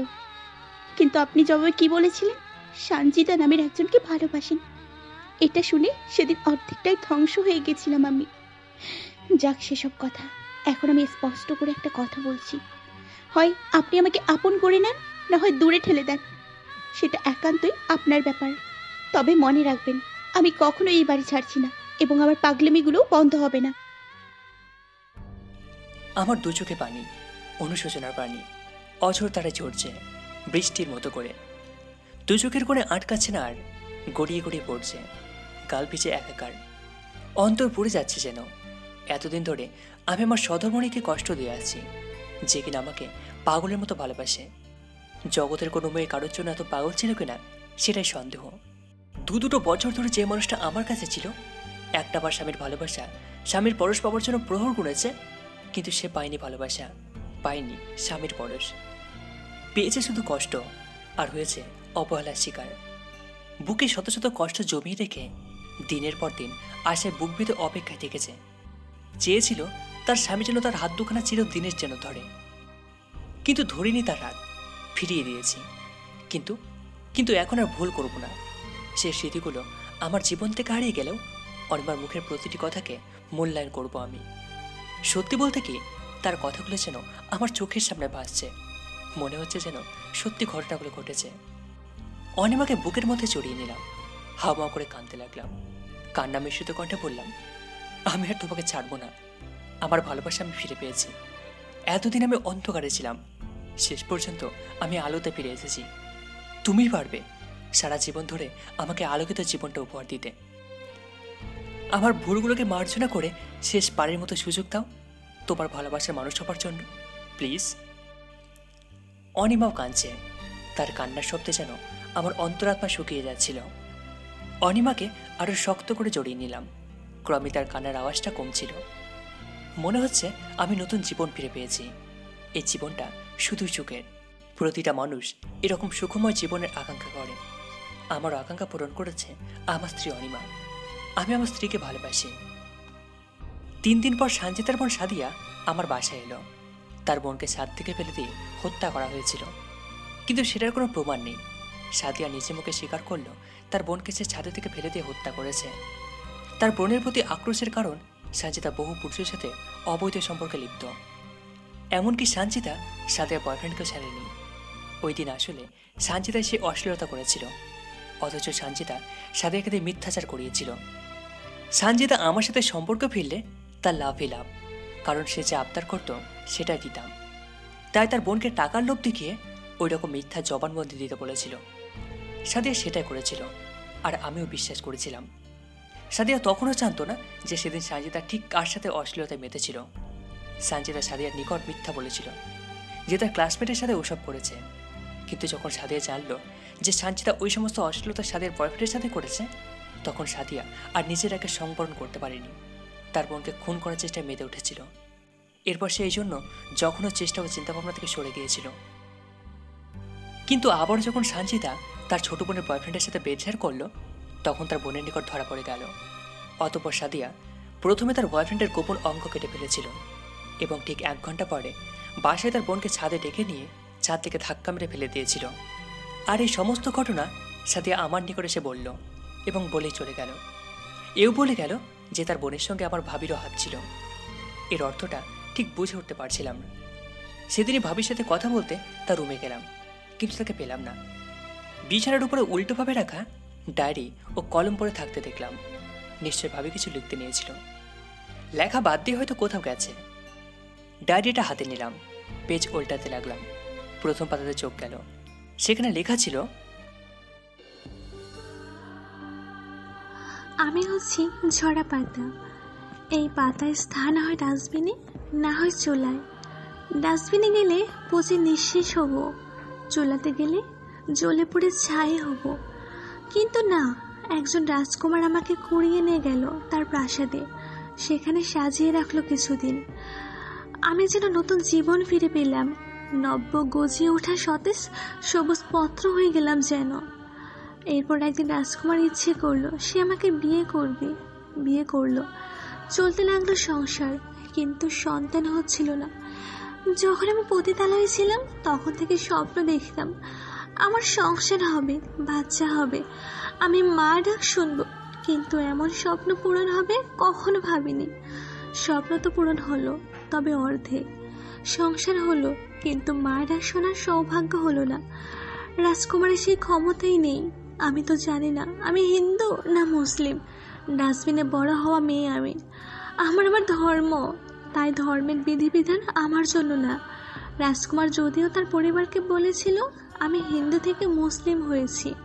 তার অফিসের কলিগ হিসেবে পরিচয় দিয়েছিল, তাও একটা পরিচয় পেয়েছিলাম। কিন্তু দিন দিন আমি যেন পাগল হয়ে যাচ্ছিলাম। আমার মা হওয়ার আকাঙ্ক্ষা বেড়ে যাচ্ছিল। পতিতালয়ে মা হওয়া অসম্ভব ছিল। আমাদের যে দালাল মহিলা ছিল সে খুব কঠোর টাইপের মহিলা। বিশেষ করে আমার ব্যাপারে সতর্ক থাকতো যেন আমার পেট না বাঁধে। রাজকুমারের জীবনসঙ্গী হয়ে সংসার জীবন পেয়েও সন্তুষ্ট হচ্ছিলাম না। আমার দরকার বাচ্চা, তাই সিদ্ধান্ত নিলাম নতুন করে ঘৃণিত কাজ করব। কত শত পুরুষের শয্যাসঙ্গী হয়েছি, নতুন করে একজনের শয্যাসঙ্গী হলে কী বা হবে। আমি রাফাতের শয্যাসঙ্গী হলাম, তাও তার প্রেমিকার হাত ধরে। তার প্রেমিকার জন্মদিন উপলক্ষে রাত্রিতে তার শয্যাসঙ্গী হয়েছিলাম। ওই রাতে রাফাতের ভালোবাসায় আমি মা হবার সৌভাগ্য অর্জন করেছিলাম। আমার রাজকুমারী তো অসুখী হয়নি, তার যে ভয় ছিল, সে যে অক্ষম এবং একজন পতিতাকে বিয়ে করেছে, এসব সবাইকে জানিয়ে দিলে তার মান সম্মান হারাবে। এই ভয়ে সে রাফাতের বাচ্চাকে তার নিজের বাচ্চা হিসেবে মেনে নিয়েছিল। আমি সুখী, অনেক সুখী। যদি আমি পতিতা না হতাম, রাফাতের সঙ্গে হঠাৎ করে যদি কোনোদিন দেখা হতো, তবে তাকে দেখেই বলতাম, তুমি আমার ভালোবাসা। আমি যেন রাফাতের প্রেমে পড়ে গেছি। কিন্তু অতিরিক্ত আকাঙ্ক্ষা মোটেও সুখকর নয়, তাই মনের আকাঙ্ক্ষাটাকে গোপনই রাখলাম, গোপন ভালোবাসাটাকে লুকিয়ে রাখলাম। 9টা পৃষ্ঠা উল্টিয়ে পুরো লেখাটাকে শেষ করলাম। ভাবির এই ছোট্ট জীবন কাহিনী পড়ে একবার তার জন্য কষ্ট লাগছিল, কখনো মায়া হচ্ছিল, কখনো বা ঘৃণা। এর বড় বিষয়টাকে আমার মাথা থেকে সরিয়ে ফেলার চেষ্টা করলাম। ডায়েরি 9টা পৃষ্ঠা ছিঁড়ে ফেললাম, ছাদিকে সবগুলো পৃষ্ঠা পুড়িয়ে ফেললাম। পুড়ে ছাই হয়ে গেল। ঠিক তখনই অনিমা ছাদে এলো, তার গায়ে শাড়ি চড়ানো। সকালে আমি তাকে পরিয়ে দিয়েছিলাম। দারুণ লাগছে তাকে, কাগজ পুড়ে ছাই হয়ে গেছে। এটা দেখে অনিমা তীক্ষ্ণ কণ্ঠে বলল, যদি আমার প্রতি তোমার ভালোবাসা, আমার নাম এবং আমার অস্তিত্ব তোমার হৃদয় থেকে এভাবে পুড়ে ছাই হয়ে নিঃশেষ হয়ে যায়, এর পরেও মনে রাখবে আমার হৃদয়টা বারবার জপে যাবে, তুমি শুধু আমার, তুমি শুধুই আমার।